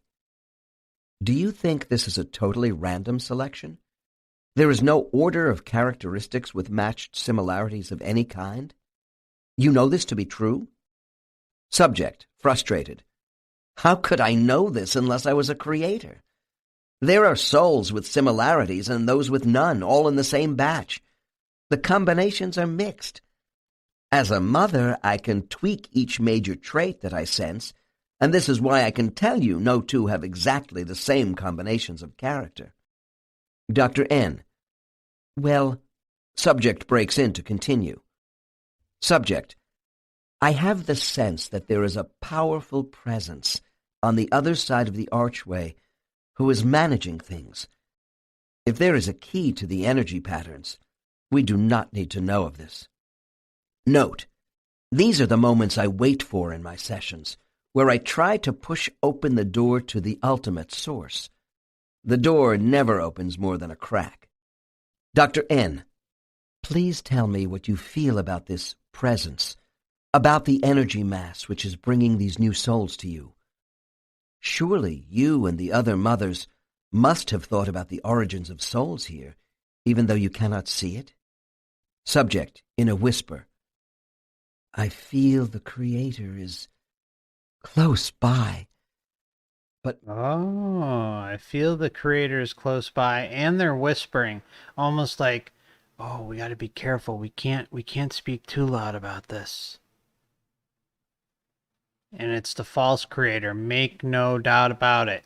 This is not the real Creator that we're dealing with. We're dealing with a false construct that is messing with people, spirits, souls. May not actually be doing the work of production. Dr. N, gently, meaning the energy mass may not be the primary creator? Subject, uncomfortable. I think there are others who assist. I don't know. Dr. N, taking another tack. You see how there's a blockade right there? There we go again. We're seeing the blockade in full effect, where I don't know. How do you not know? You went through this. You're familiar with the process, for Christ's sake. You're telling me you don't know? How do you not know? I thought you're all-knowing when you're up there. That's what near-death experiencers like to say all the time. I was all-knowing. That's not the case. Let's rewind and just hear that just a little bit. Dr. N, gently, meaning the energy mass may not be the primary creator? Subject, uncomfortable. I think there are others who assist.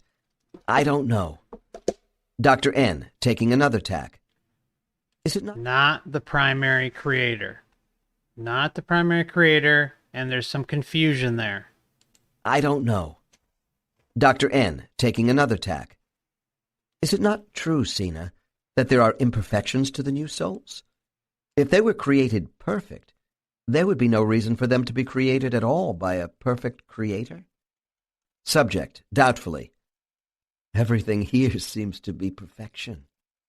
Dr. N, I temporarily move in another direction. Do you work only with souls coming to Earth? Subject, yes, but they could go to all kinds of places. Only a fraction come to Earth. There are many physical worlds similar to Earth. We call them pleasure worlds and suffering worlds. Dr. N, and do you know when a soul is right for Earth, based upon your incarnation experience? Subject, yes, I do. I know that the souls who come to worlds such as Earth need to be strong and resilient because of the pain they have to endure along with the joy. Dr. N, that's my understanding too. And when these souls become contaminated by the human body, particularly the young ones, this is because they are less than perfect. Might that be true? Less than perfect, likely by design. You're only allowed so much. And what they're doing is limiting you. Subject, well, I suppose, yes. Dr. N, continuing, which indicates to me that they must work to acquire more substance than they had originally in order to acquire full enlightenment. Would you accept that premise? Subject, long pause, then with a sigh. I think perfection is there with the newly created. Maturity begins by the shattering of innocence with new souls, not because they are original. The shattering of innocence. Boy, there was a lot right there, just in a sentence there. Sorry, I'm going to rewind it. Perfection is there with the newly created. Maturity begins by the shattering of innocence with new souls. Maturity begins with the shattering of innocence of new souls. Basically, being taken advantage of. It's right there in our face. They're telling us. Crazy. Not because they are originally flawed. Overcoming obstacles makes them stronger, but the acquired imperfections will never be totally erased. And who's providing the imperfections and the misdirection here? It's nuts. Until all souls are joined together, when incarnation ends. Dr. N, isn't this going to be difficult with new souls being created all the time to take the place of those ending their incarnations on Earth? Subject, this too will end when all people, all races, nationalities unite as one. This is why we are sent to places such as Earth to work. Dr. N, so when the training ends, will the universe we live in die as well? Subject, it may die before. It doesn't matter, there are others. Eternity never ends.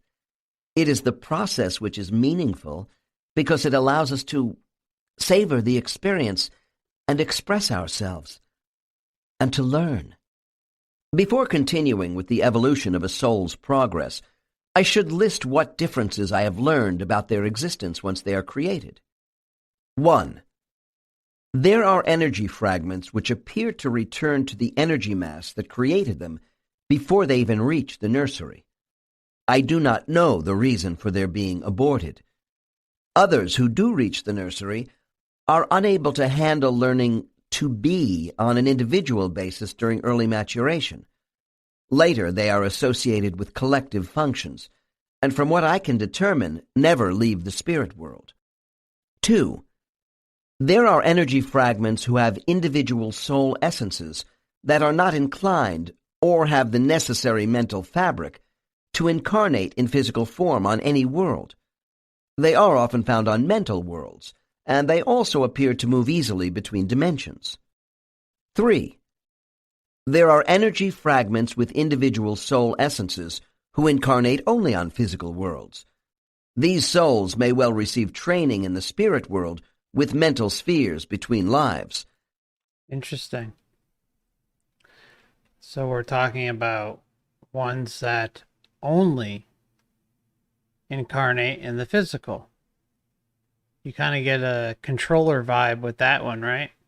Like we were talking about before, there are ones who have lost themselves so much, or they love this place so much that they are practically beyond repair. And those are the ones who are allowed to thrive inside of the Matrix. These can be things like politicians. They can be things like presidents and CEOs, religious leaders, things of that nature. I'm fully convinced of that. I can't prove it, but the ones who have no ability for empathy or compassion are the ones that are promoted inside of this reality. Or I should say realm. Reality gives a little more than it deserves. I do not find them as interdimensional travelers. 4. There are energy fragments who are souls with the ability and inclination to incarnate and function as individuals in all types of physical and mental environments. This does not necessarily give them more or less enlightenment than other soul types. However, their wide range of practical experience positions them for many specialization opportunities and assignments of responsibility. The grand scheme for the newborn soul starts slowly. Once they are released from the nursery, these souls do not enter into incarnations, nor are they even formed into soul groups right away. Here is one description of this transition period from the still fresh memory of a young level 1 soul with only a couple of incarnations under his belt. Before I was assigned to my soul group and began coming to Earth, I remember being given the opportunity to experience a semi-physical world as a light form. It was more a mental world than physical, because my...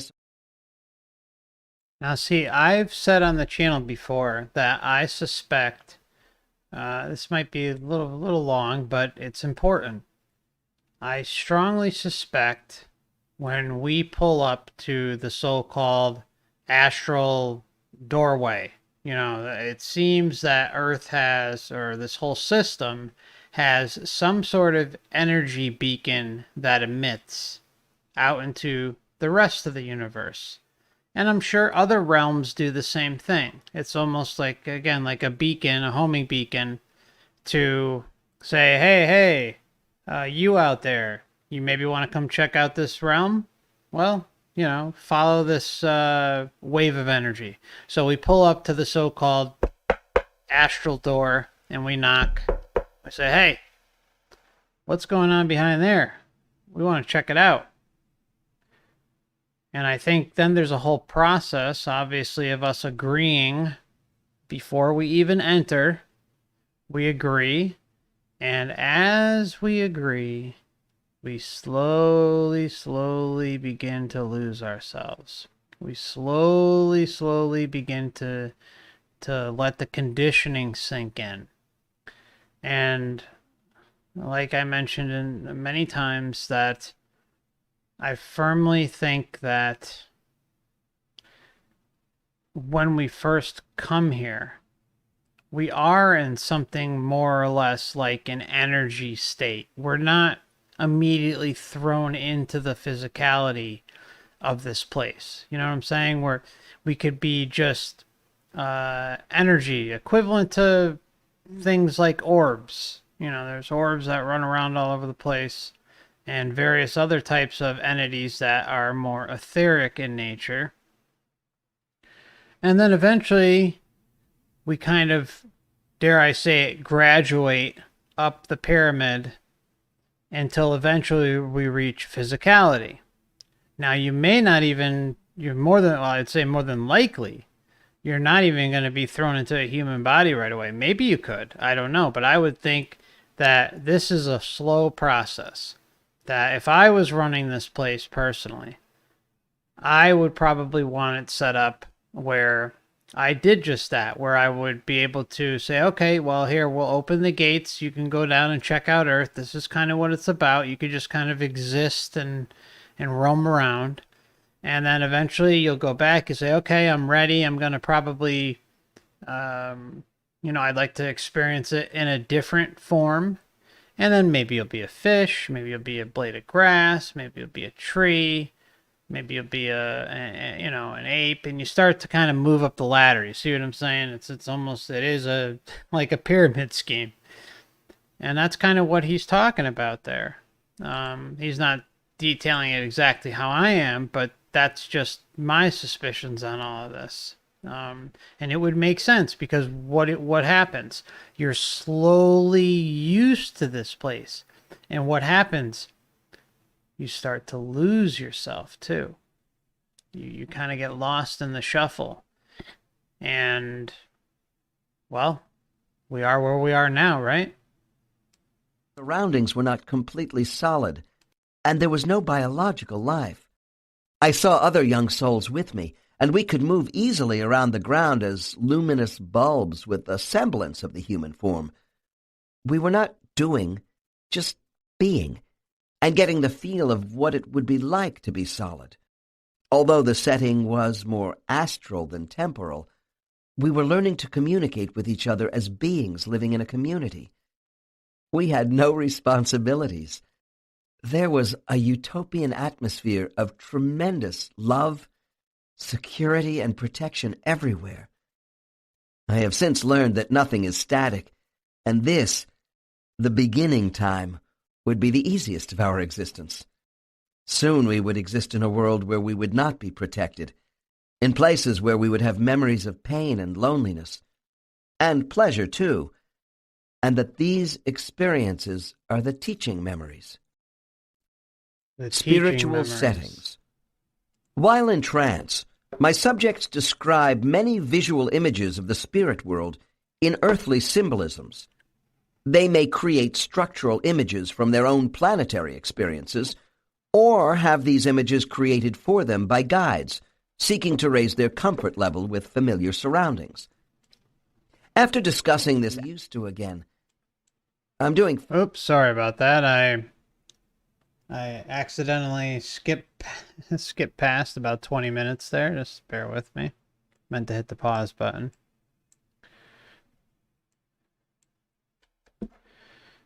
Okay, where are we? 21:40.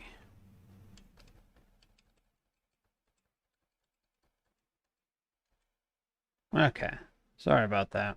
By guides, seeking to raise their comfort level with familiar surroundings. After discussing this aspect of unconscious memory at lectures, I have had people say that, regardless of the consistency of these observations, they strain credibility.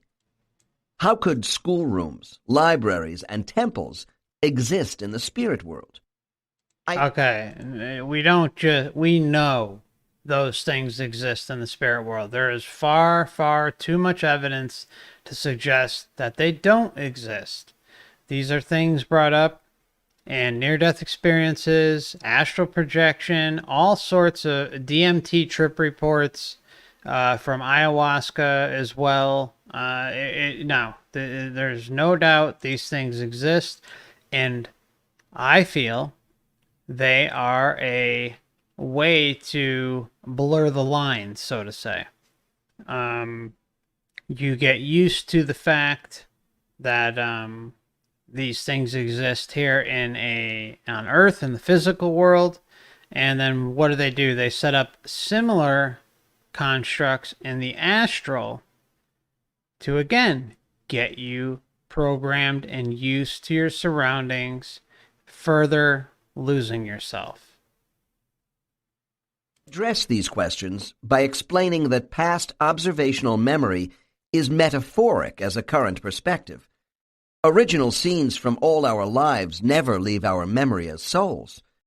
In the spirit world, seeing a temple is not a literal record of stone blocks, but rather a visualization of the meaning the temple has to that soul. Back on Earth, memories of past events in our soul life are reconstructions of circumstances and events based upon interpretations and conscious knowledge. All client memory retrieval is based upon observations of the soul mind processing information through a human mind. Regardless of the visual structures of spiritual settings, I always look to the functional aspects of what a subject is doing in them. Once the new souls leave their protective cocoons, they enter into community life. As they begin their incarnations, descriptions of the places and structures they see between lives take on the same flavor as that of older souls who go to Earth. Sometimes these descriptions are not so earthly. I hear reports of cathedral-like structures of glass, great halls of crystals, geometric buildings with many angles and smooth domed enclosures without lines. And we have similar type constructs down here, just as he said. So, again, it's a blurring of the lines. Then, too, my subjects might say their surroundings have no structures, only fields of flowers and countryside scenes with forests and lakes. People in hypnosis display a sense of awe. And how often do we see in near-death experiences, we see meadows, beautiful meadows of flowers and grass and streams, and those things are, they're basically up there in a virtual reality format. So, again, the conditioning and blurring of the lines. With forests and lakes. People in hypnosis display a sense of awe as they report floating toward their destinations in the spirit world. Many are so overcome they cannot adequately describe what they see. I hear many accounts about the sheer movement of souls in transition going from place to place. The following account is from a level 4 subject who uses geometric shapes to describe the properties of the various settings he sees. Before we go off into this, I want to bring a comment that was said, and apologies for probably butchering your names, but is Guzkaz Kata? I apologize. He or she says it's the perfect prison is like an onion, and that's exactly what it's like. Core and multitude of layers before you reach freedom. That is so well said. That's exactly what we're dealing with. It is multiple layers of an onion, and it takes who knows how many lifetimes to break it down and finally figure it out. We are a very, very lucky few that can see this. And just really, really quickly, I just want to encourage anyone out there who's thinking of making their own content on this topic. Please give it a shot. You don't have to show your face. You can start off with just a basic podcast. Just speak your mind. Just get the word out there. Other small things like sharing my channel, sharing other people's channels who cover the topic, like Dan at Overwatch Project or Overwatch Channel. Sharing, just getting it out there. Speaking with people who are receptive and open-minded enough and capable of critical thinking is really important. This is a big, heavy topic. And if someone is already open-minded enough and capable of critically thinking and not stuck in dogma, they're worth your time. They are worth your time. And the others are not. You got to pick and choose your moments of talking with people. And trust me when I say that you are not going to wake someone up to any of this stuff if they're not capable of things like critically thinking, throwing away dogma, and being open-minded. So that's just a little encouragement out there for you all. I know everyone isn't up to doing it, but just if you can do a small thing here and there, that's all that matters. I do a lot of traveling around in the spirit world. The geometric shapes I see represent certain functions to me. Each structure has its own energy system. The pyramids are for solitude, meditation, and healing. The rectangular shapes are for past life reviews and study. The spheroids are used to examine future lives, and the cylinder portals are for traveling to other worlds to gain perspective. Sometimes I pass great hubs of soul activity. Okay, I think that part is definitely worth rewinding, and I'm probably going to take a note here to include that in a timestamp. That's as far as the shapes go and how they may be capable of helping us in certain areas,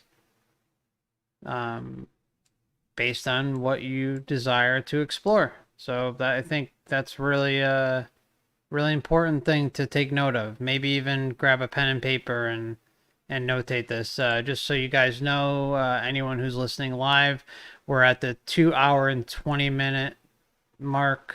So I'm going to play it now in case you want to take a note for later. System. The pyramids are for solitude, meditation, and healing. The rectangular shapes are for past life reviews and study. The spheroids are used to examine future lives, and the cylinder portals are for traveling to other worlds to gain perspective. Sometimes I pass great hubs of soul activity, like an airport, with people being paged telepathically. The hubs are huge prismatic wheels with directional spoke lines which curve away from you. It's busy but well organized. Laughs. You can't rush in too fast, or you might overshoot the particular line you want out of these great hubs. These centers are ports of call, with host souls directing traffic and looking out for inquiries from travelers. Everything moves with a soft, comfortable floating motion, and there are beautiful harmonic tones upon which souls can vibrationally lock onto, keeping them on track to their destinations.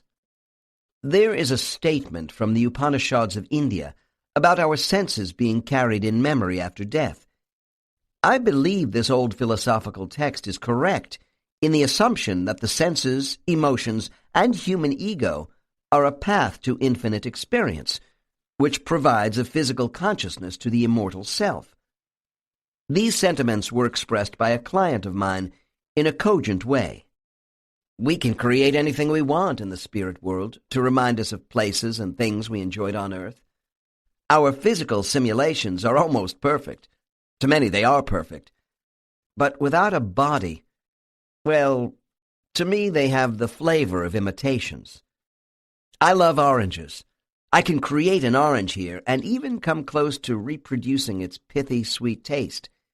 Still, it is not quite the same as biting into an orange on earth. This is one reason why I relish my physical reincarnations. Despite this client's comments, I have had subjects tell me they see the spirit world as true reality, and Earth as an illusion created to teach us. And that's exactly what near-death experience people say. They'll say that, yeah, it's out there in the astral. It's more real than this place ever can be, referring to Earth, obviously. And they'll say that constantly. I mean, that's a huge, huge data point right there that we can put in the books that shows just how bullshit this place is. Because it's... when they come back from these near-death experiences, they usually go through a lot of changes, a lot of mental health issues. It's very difficult for them, and it's not something talked about that often amongst the near-death experience community who go through these things. And it's sad because, again, all of them also say, I mean, Like, I'm seriously upwards of 98% with this thinking that, or not thinking with what they say. They'll say, I didn't want to come back.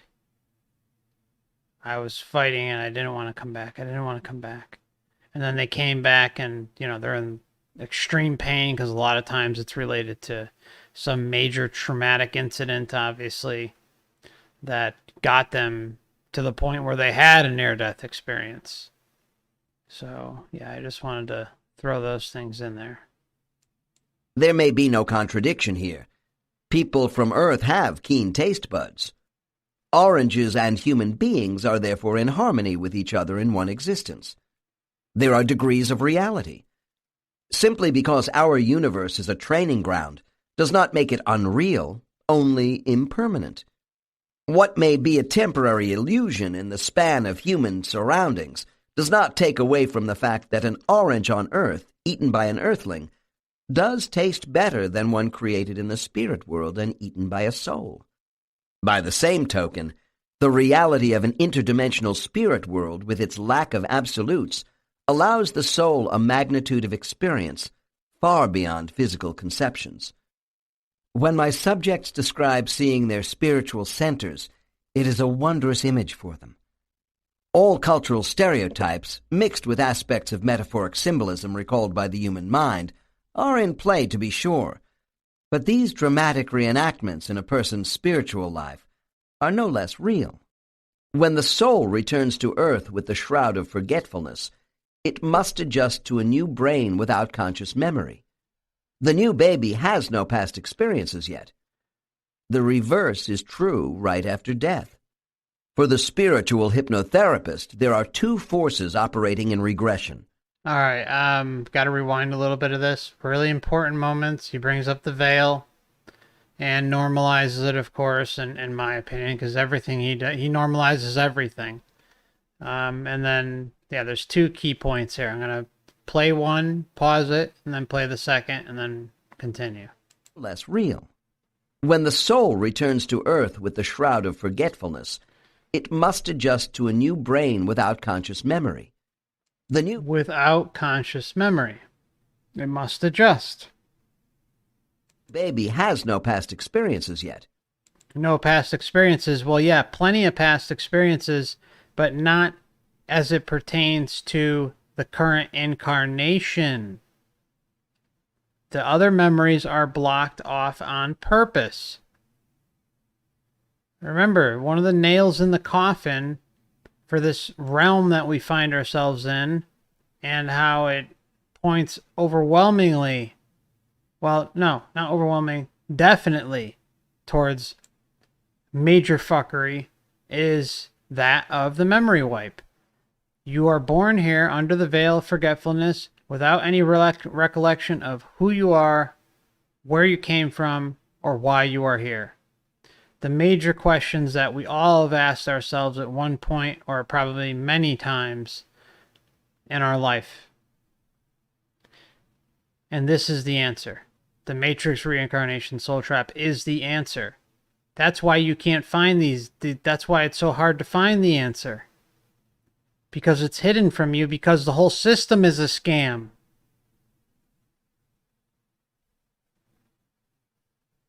For anyone new, you please don't forget, my friends, that you're born here with that veil. Why does that veil exist? Sure, we consented to it, but we've been deceived into consent. Our right to consent doesn't necessarily mean it has to be fair or just or moral or ethical, just as long as you give it. And we've all made that mistake, probably many, many times. Remember, the nail in the coffin for starting to look into this is the memory wipe. No recollection of who you are, where you came from, or why you are here. The reverse is true right after death.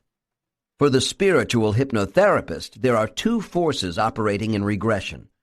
On the one hand, we have the soul mind at work with its great storehouse of past life and spiritual life memories.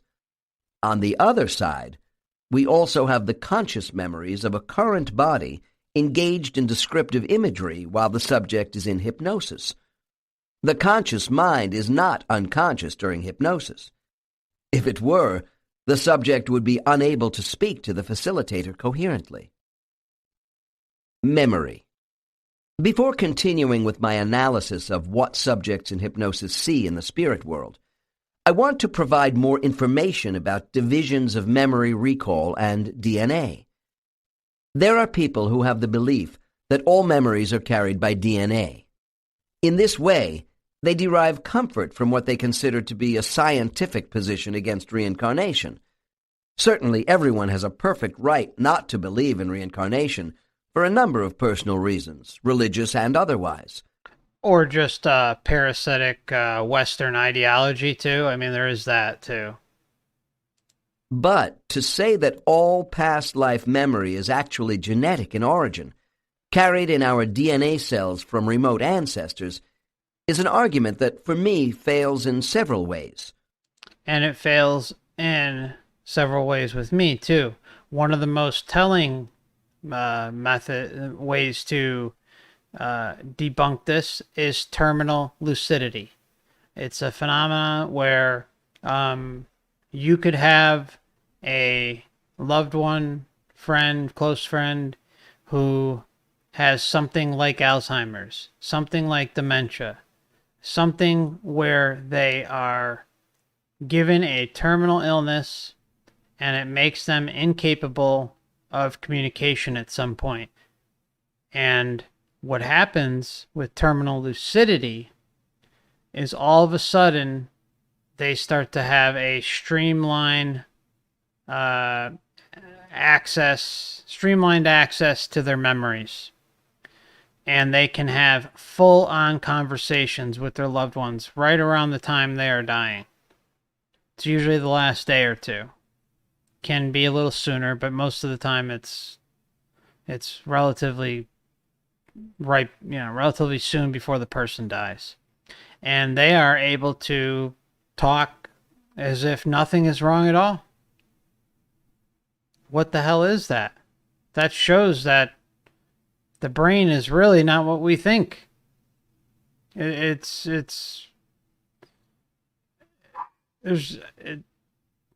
think it just really, truly acts as just a governor for our experience around here. It's our limiter. Like the governor on a vehicle. Like if you rent, like I rented a U-Haul before, and it won't go over 70 miles per hour. So that's what the brain does. That's what the body does. It limits us to being able to access our true self. And then, of course, you have all the influences around you and yada, yada, yada. But anyways, yeah, terminal lucidity is a really, really interesting topic. I highly recommend people check it out. It'll send you into a questioning phase about many, many things. And it's a very real thing. Well documented, well researched, and well worth your time. Unconscious memories of past life trauma are capable of carrying a severely damaged physical imprint of that long-dead body into our new body.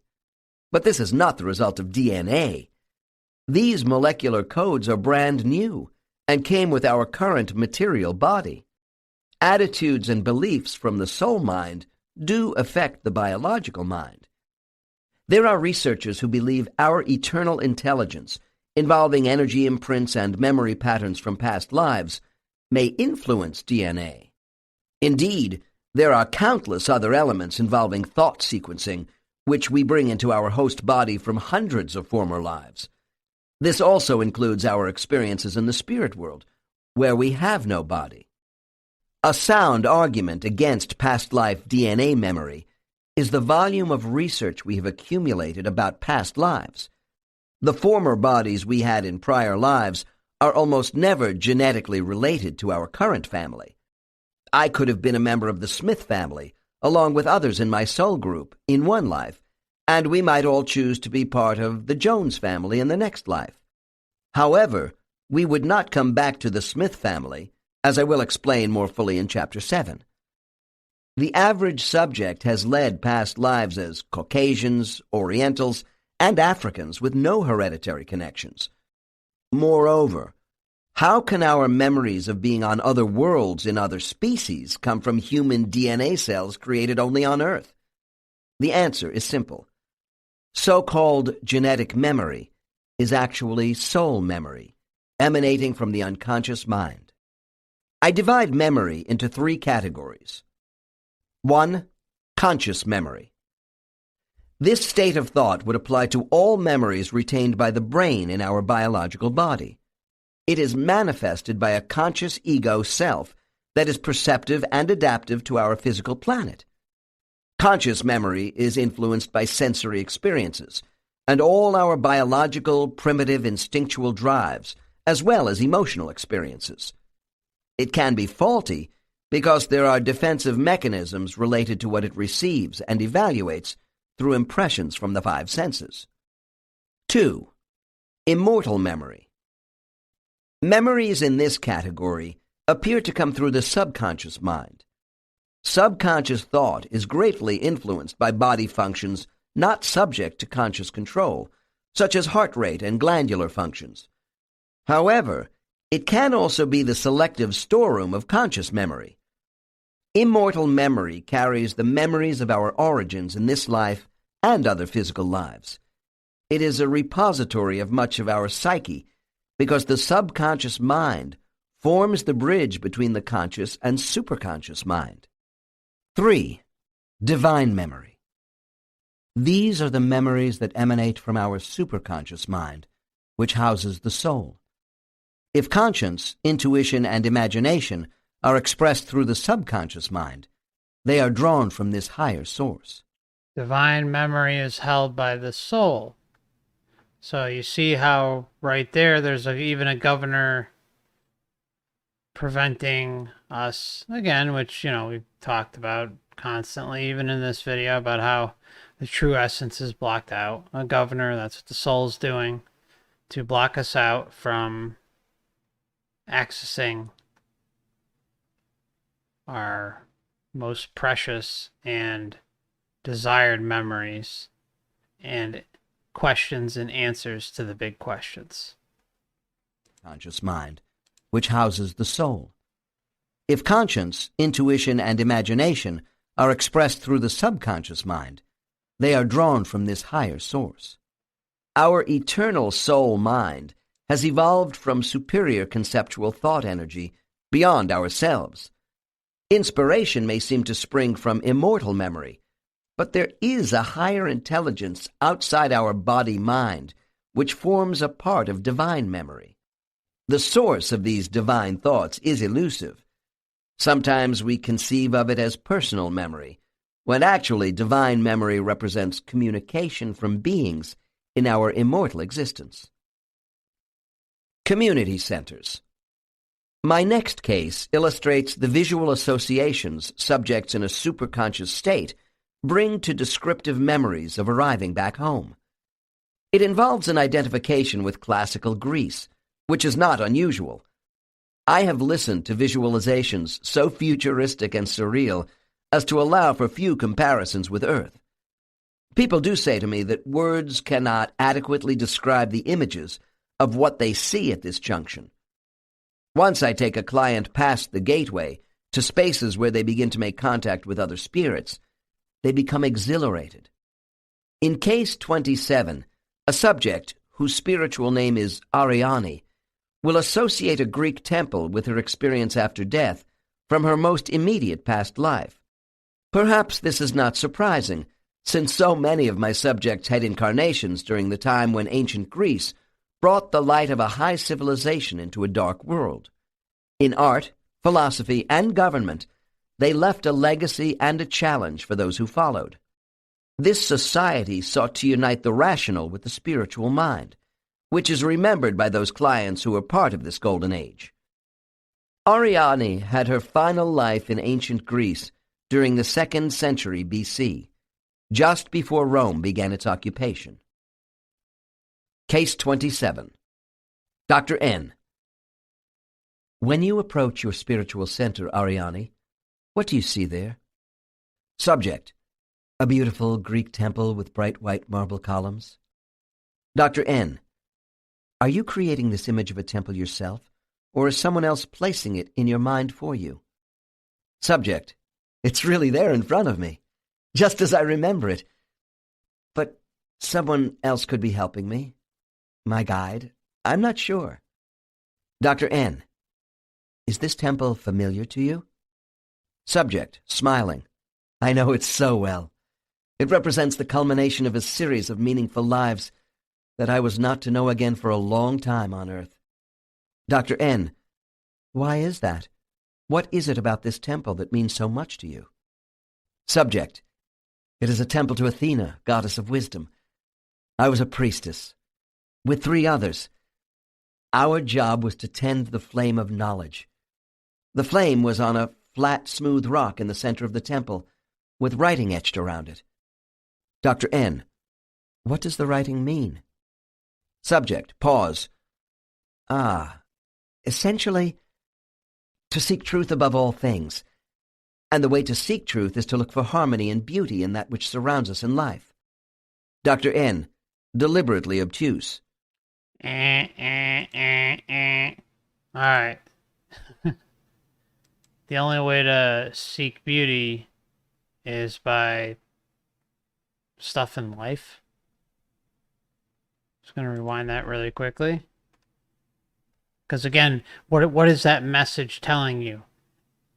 Focus on the external. Don't focus on yourself. Focus on the surroundings, the distractions, all the things outside of you. Horrible message. Horrible. Subject, pause. Essentially, to seek truth above all things. And the way to seek truth is to look for harmony and beauty in that which surrounds us in life. Now see, that would be a fine statement if there wasn't all the other bullshit, right? I mean, if it was a perfect utopia here, everything was cool, and maybe there's a little bit of fuckery here and there going on once in a while. Okay, fine, we can look past it. But no, I mean they've made it so easy to see this stuff. And so what's the answer from this being? Oh yeah, just look at the beauty and this and that around here. That's the answer. Dr. N. Deliberately obtuse. Well, is that all you did? Just making sure the flame didn't go out? Subject, with some exasperation. No, this was a place of learning where a woman could participate. The flame symbolized a sacred flame in our hearts for knowing truth. We held the belief in the holiness of a single God with lesser deities representing parts of that central power. Dr. N. Are you telling me that you and the other... Yeah, the Archon fuckery system. The belief in the holiness of a single God with lesser deities representing parts of that central power. Lesser deities. Dr. N. Are you telling me that you and the other women had monotheistic beliefs? Subject, smiling. Yes, and our sect went beyond the temple. We were seen by the authorities as being pure in heart and not as an intellectual caste. Most of them did not realize what we were about. They saw Athena in one light, while we saw her in another. To us, the flame meant that reason and feeling were not opposed to one another. To us, the temple placed the mind above superstition. We also believed in equality between the sexes. Dr. N. This kind of radical thinking could get you into a lot of trouble with a patriarchal establishment, I suppose. Subject. It did, eventually. Their tolerance eroded, and we had deceit and intrigue within our own ranks, and then betrayal. Our motives were mistrusted. We were disbanded by a sexist state which was losing power and felt our sect was contributing to corruption within the state. Dr. N. And after this series of lives in Greece, you wanted your temple with you in the spirit world? Subject. That's one way of putting it. Remember, belief-based systems, desires, wants, needs, all these things will be provided for you on a silver platter, or they'll roll out the red carpet, and that shit will manifest and make you happy and suck you back in. It's a never-ending cycle until you figure it out. My friends and me, this life and a few earlier ones in Greece represented the high point of reason, wisdom, and spirituality. I had to wait a long time before openly being able to express these feelings again in a female body. And let's not fool ourselves. Greece had all sorts of gods and systems in place. It was no different. It was not this amazing place and yada yada yada. It still had its worship and fuckery going on too. It's no different at all. Just a different time. It's the equivalent of a scene change in a play where they roll down the curtain, they change the scenery behind the curtain, and then they roll up the curtain again, and then the scenery's changed, and next scene. There's no difference, because, excuse me, that's what life is. That's a change of scenery each incarnation, and the veil of forgetfulness. Once I took Ariane into her temple. She saw a huge rectangular gallery without a ceiling, filled with approximately 1,000 souls. These souls were a large secondary group whom she saw bunched into smaller clusters, called primary groups, made up of souls numbering from 3 to 25. Her own cluster was midway back on the right side. As she made her way back, Ariane was accompanied by her guide. She then described how this entrance appears to a returning soul. This scene is one I hear repeated over and over again, involving large numbers of soul groups, regardless of the structural setting. In the superconscious minds of people, these gatherings could just as well be in an amphitheater, palace courtyard, or school auditorium as in a temple. Dr. N. Ariane, give me a sense of what it feels like to make your way through this crowd of souls to your cluster. Subject, with excitement. It's uplifting and awesome at the same time. With my guide leading, we start to weave our way left and right between the clusters, some of whom are seated in a circle, and others are standing talking. With my guide leading. Remember, the guide's in control here. They're just going along for the ride because they're doing what they are told. In the early stages, most people pay no attention to me because we are strangers. Souls who are nearby my path might nod their heads in polite acknowledgement of my arrival. Then, about midway through, people who see me become more animated. A man who was my lover 2 lives ago stands up and gives me a kiss and asks how I am doing. Oh, how convenient. There we go. So we got the little soul group relationship flourishing, and they're both taking advantage of each other. More people in other clusters begin now to smile and wave at me. Without even knowing it. Sorry. Some how I am doing. A man who was my lover 2 lives ago stands up and gives me a kiss and asks how I am doing. More people in other clusters begin now to smile and wave at me. Some whom I have known in lives only slightly give me a thumbs-up greeting. Then, as I get to a group next to my own cluster, I see my parents. They stop what they are doing and drift over the short space between our 2 clusters to embrace me and whisper encouragement. Finally, I reach my own group, and everyone is welcoming me back. About half of all my clients see large groups of souls upon their return.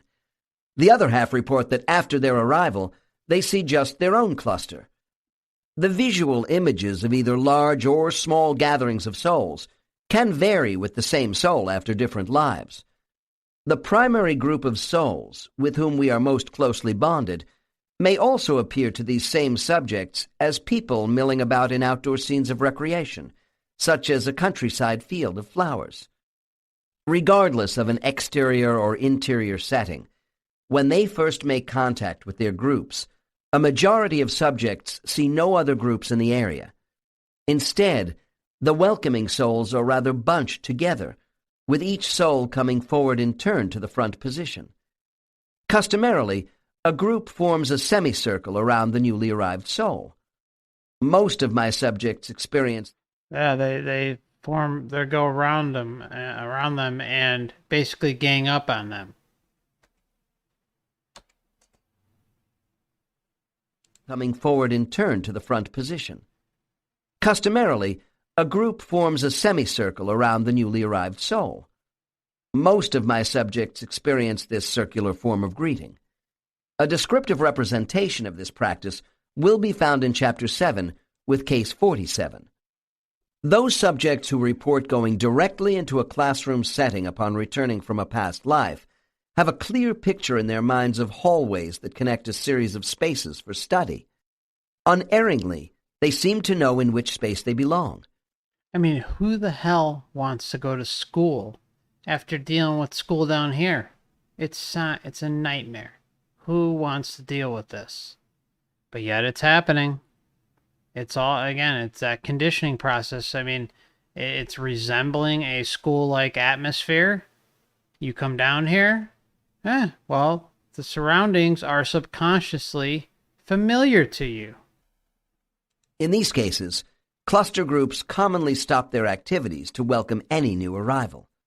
Only a very small percentage of my subjects say that their initial meeting with groups of souls involved just floating in air with nothing around. The absence of landscape scenes or physical structures does not last long, even in the minds of these people. Classrooms. Any gathering of souls outside a classroom setting, including the large assembly halls, indicates it is a time of general socializing and recreation. This doesn't mean serious discussions are not taking place in these areas, only that soul activities are not directed as in study areas. Here is a typical description from a subject who is moving into a classroom setting. My guide takes me into a star-shaped structure, and I know this is my place of learning. There is a round, domed central chamber which is empty now. I see corridors going off in opposite directions, and we move down one of these halls where the classrooms are located. They are offset in such a way that no two classrooms face each other. This is so we will not bother another room of souls. My room is the third cubicle on the left. I never see more than 6 rooms to a hallway. Each room has an average of 8 to 15 souls working at desks. I know this sounds ridiculous, but that's what I see. As I pass down the hall with my guide, I notice... Sorry to interrupt, but I mean, working at desks? Really? In the astral realm? I mean, it sounds no different. Except it's, you don't have a body. You just have your astral form, your energy body. And it's being manipulated every step of the way. The conditioning process. I know I keep saying that, but that's what's going on. It's a clear-cut conditioning process.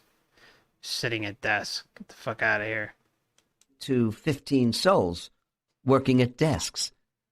I know this sounds ridiculous, but that's what I see. As I pass down the hall with my guide, I notice in some rooms, souls are studying quietly by themselves, while others are working in groups of 2 to 5. A different room has the students watching an instructor lecturing at a blackboard. When I enter my room, everyone stops what they are doing and gives me a big smile. Some wave and a few cheer as if they were expecting me. The ones nearest the doorway escort me to a seat and I get ready to participate in the lesson.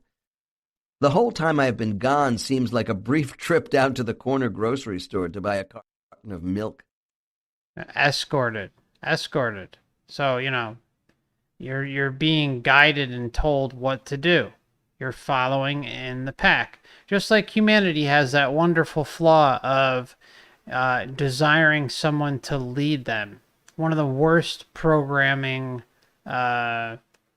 faults that we have as a species is this never-ending desire to have someone's foot up our ass. And it's no different up there. You know, you're being carted around. You're, you know, like as if you're going to school and you're getting up early in the morning, taking a shower, packing your book bag, getting on the bus, going into school, going from class to class. Same thing's going on up there. Do you want to deal with that? Do you really want to deal with that again? I know I don't. And I won't. It's not happening. It's over. Hashtag last timers. Boom. Most of my subjects visualize the structures of their spiritual classrooms as being single-story, although there are exceptions, such as the next case, with an intermediate-level soul called Rudolph. Case 28. Dr. N. After your last station stop, Rudolph, describe to me what you see as you approach your destination, the place where you belong in the spirit world. Subject. As I come near my pod, there is a park-like atmosphere where the countryside is so quiet and peaceful. I see clusters of bubbles that are smooth and transparent, with souls inside. Dr. N. And do you recognize your own pod? Subject. Oh. Yes. Although my references take some getting used to again. I'm doing fine. I could have done this myself, but my guide Tahama, who appears as an American Indian, came to escort me on this trip because she knew I was tired after a long, hard life. Subject died at age 83 in 1937. She is so considerate. Dr. N. All right, describe your pod for me. Subject. I see my pod as a large bubble, which is a school building, divided into 4 floors. Inside the bubbles there are many bright, colorful points of soul energy. Dr. N. And all this is transparent from the outside to you? Subject. Semi-transparent. Milky. Dr. N. Okay. Now go inside and describe how you see these 4 floors and what they mean to you. Subject. The 4 floors are transparent and look like glass. Each level is connected by a stairway with a compartment for study at one end. It's basically the equivalent of a virtual reality light. On each floor there are groups undergoing instruction. I enter on the first floor, where a beginning-level group of 18 souls is listening to a visiting lecturer called Bion. I know her. She is very aware of the pitfalls of young people. She is strong but tender. Dr. N. Do you know all the teachers in this school? Subject. Oh, sure, I'm one of them. Just starting, of course. Please don't think I'm bragging. I'm just a student teacher. But I'm very proud. Dr. N. Very proud. As well you should be, Rudolph. Tell me, does each floor have one primary cluster group? As well you should. Subject. Hesitates. Well, the first 2 do. There are 12 working on the second level. The upper floors have souls from other groups working on their individual specialties. Dr. N. Rudolph, is this the same thing as an independent studies program? Subject. That would be accurate. Dr. N. All right. What happens next to you? Subject.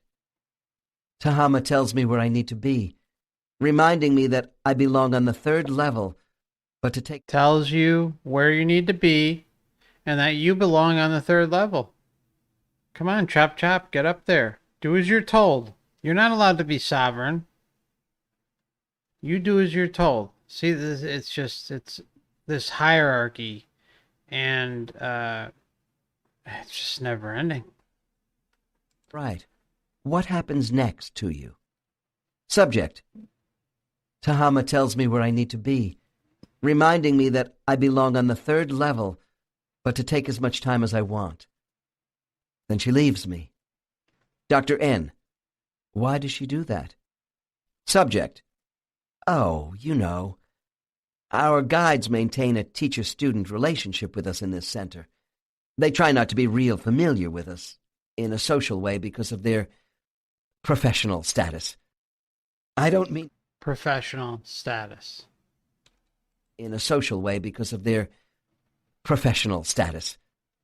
I don't mean for this to sound as though they act like some pompous professors on Earth. This is different. The master teachers, such as my other guide, Raylon, keep a little distance from the students when not engaged in teaching, to give them space and allow for individual expression among themselves. They feel it is important for the students' growth not to be hovering around them all the time. Dr. N, that's most interesting. Please continue, Rudolph. Subject, well, Tahama says she will see me later. To be honest, I'm not completely tuned into this place yet. It's just the way I am when I come back. It always takes me a while to acclimatize, so I'm going to relax and enjoy the children on the ground floor. I bet it takes all of us a lot of time to get used to coming back here and being in the surroundings, in these surroundings. It's, oof. And the pre-birth memories show that constantly. And even the past life regressions, they show sometimes the moment of birth. And it seems pretty unified in many of the cases that I've seen, that they all regret it. They all are not happy with the decision that they made to return to Earth in a body. Dr. N, children? You call these first-level souls children? Subject, laughing. Well now, I'm sounding a bit pompous myself. It's just how we describe the beginners, who can be rather childlike in their development. This group is really just starting. They acknowledge me because I have been active with them. I know the ones who are repeating the same mistakes because of a lack of self-discipline. They are not making much effort to move up in development. I don't stay too long because I don't want them to be distracted from Bion's lesson. Dr. N, what is the teacher's attitude about the slow ones? Subject, frankly, the teachers of the first level do get tired of certain students who almost refuse to progress, so they leave them alone a lot. Dr. N, are you saying the teachers stop pushing those students who are difficult? Subject, you have to understand that teachers have infinite patience because time is meaningless. They are content to wait until the student is disgusted with treading water and offers to work harder. Dr. N, I see. Please continue with your tour of the school. Work Subject, I am looking up through the glass ceiling to the second level. That's where I'm headed next. These souls have a fleecy gauze appearance from here. I don't really need a stairway, but it represents a means of passage in my mind. As I climb to the second floor, I see the adolescents. They are like super-active teenagers, full of restless energy, sponges absorbing a lot of information fast and trying to act on that knowledge. They are learning to get a grip on themselves, but many don't know yet how to give back to others in effective ways. Dr. N, as a teacher, would you say that these souls are self-absorbed? Subject, laughs. That's normal, along with the constant need for outer stimulation. More seriously, I am not yet qualified to teach on this level. Enid is in charge here, a disciplinarian with a big heart. Right now they are on a break. I find them fun to be around because they all pump me for information about the manner in which I have learned to accomplish things on Earth. Soon it's time for me to go to the third level. Dr. N, what would happen if one of these students followed you up into the third level? Subject, smiles. Once in a while, a curious one will wander into more advanced areas. It's similar to a third grader walking down the hall into a sixth grade class. The kid would be lost. They might get teased a little on Earth, but someone would quietly take them back to their own classroom. It's the same here. Dr. N, well, I guess you are ready to take me up to the third level. May I have your impressions of this place? Subject, brightly. This is my area, and we are like young adults. Many of us are training to be teachers. The mental challenges here are more constant. Now we are working on resourcefulness, not just reacting to situations. We are learning to protect and inform, to keep our eyes open, and to see the spirit of others through the light in their eyes on our earthly rotations. Yeah, they're just trying to protect and inform, that's all. No big deal. Dr. N, do you recognize people you know? Subject: Oh, I see Elan. Husband in both past and current life, a primary soulmate. He appears to me as we were in our last life. Elan sparks up my tired energy with his love, like lighting a fire in a cold stove. I was a widow for a long time. Tearfully: We are sucked up into a pool of happiness together for a few moments. Dr. N, after a pause: Anyone else? Subject: Sucked up into a pool of happiness. Now, is that some outside force projecting that, or we don't know, but it's an interesting thing to say. We are sucked up into a pool of happiness together for a few moments. Dr. N, I don't know about you guys, but that sounds a little suspicious to me. after a pause: Anyone else? Subject: Everybody. There is Esent, mother in current life, and Blay, a best girlfriend in her current life. Subject is suddenly distracted. I want to go up briefly to the 4th level to see my daughter Anna, also in current life. Dr. N, tell me what you can about the 4th level. Subject: There are only 3 souls there, and from below they appear as shapeless shadows of goldish and silver blue. There is such warmth and love with these souls growing into full adulthood. They are becoming very wise in helping souls really make use of their human bodies. I sense they feel more touched by a divine essence. They are in tune with their existence. When they come back from a physical life, they don't need adjusting as I do. Dr. N, where are the older adults, such as the senior guides, the elders, and others like them? Subject: They are not in this bubble, but we see them elsewhere. The Library of Life books.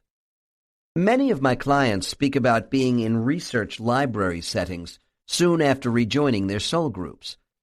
I have come to accept the idea that it is a standard learning imperative that we begin to study our past lives in depth right away.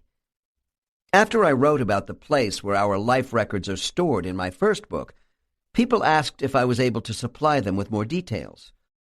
The people who describe earthly structures in their spiritual home also include the library, and descriptions of this setting are quite consistent. On Earth, a library represents a systematic collection of books arranged by subjects and names which provide information. The titles of spiritual life books have my clients' names on them. This may seem odd, but if I were working with an intelligent aquatic being from planet X who had never been to Earth and whose place of study was an ocean tide pool, I'm sure that is what this entity would report seeing in the spirit world.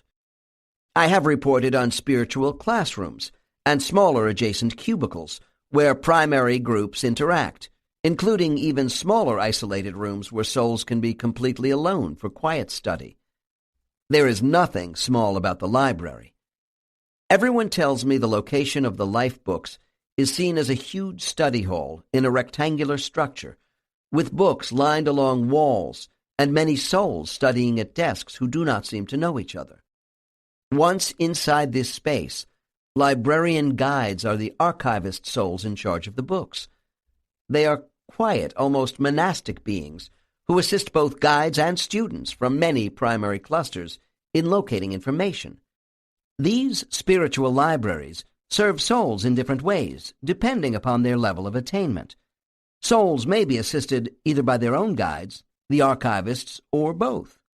Some of my clients go to the library alone upon returning to the spirit world, while others have guides who routinely accompany them into this space. A guide might get his students started and then leave the room. Many elements come into play here, including the complexity of the research and the timeline to be reviewed by the student's soul. When students are in these study halls, they sometimes work in pairs, but mostly they do their research alone after being assisted by the archivists in finding the proper life books. Eastern philosophy holds that every thought, word, and deed from every lifetime in our past, along with every event in which we participated, is recorded in the Akashic record. Possibilities of future events can also be seen with the help of scribes. Now, even, we've talked about this before, it's nothing new. Near-death experiences show overwhelmingly that yes, every single moment of every day, from birth to death, is recorded in some form. We can say that it's the Akashic records. That's what the New Age people like to say. I like to think of it more of some sort of quantum storage device type thing. It doesn't even matter. The point is it's happening beyond any doubt. The word Akasha essentially means the essence of all universal memory that is recording every energy vibration of existence, rather like an audiovisual magnetic tape. But only as it pertains to here. Outside of, there's two separate classes. You have your true essence memories that you may be able to tap into, very periodic, very few and far between. And then you have those memories that are linked to this place and your stay here, lifetime after lifetime. There's two separate things.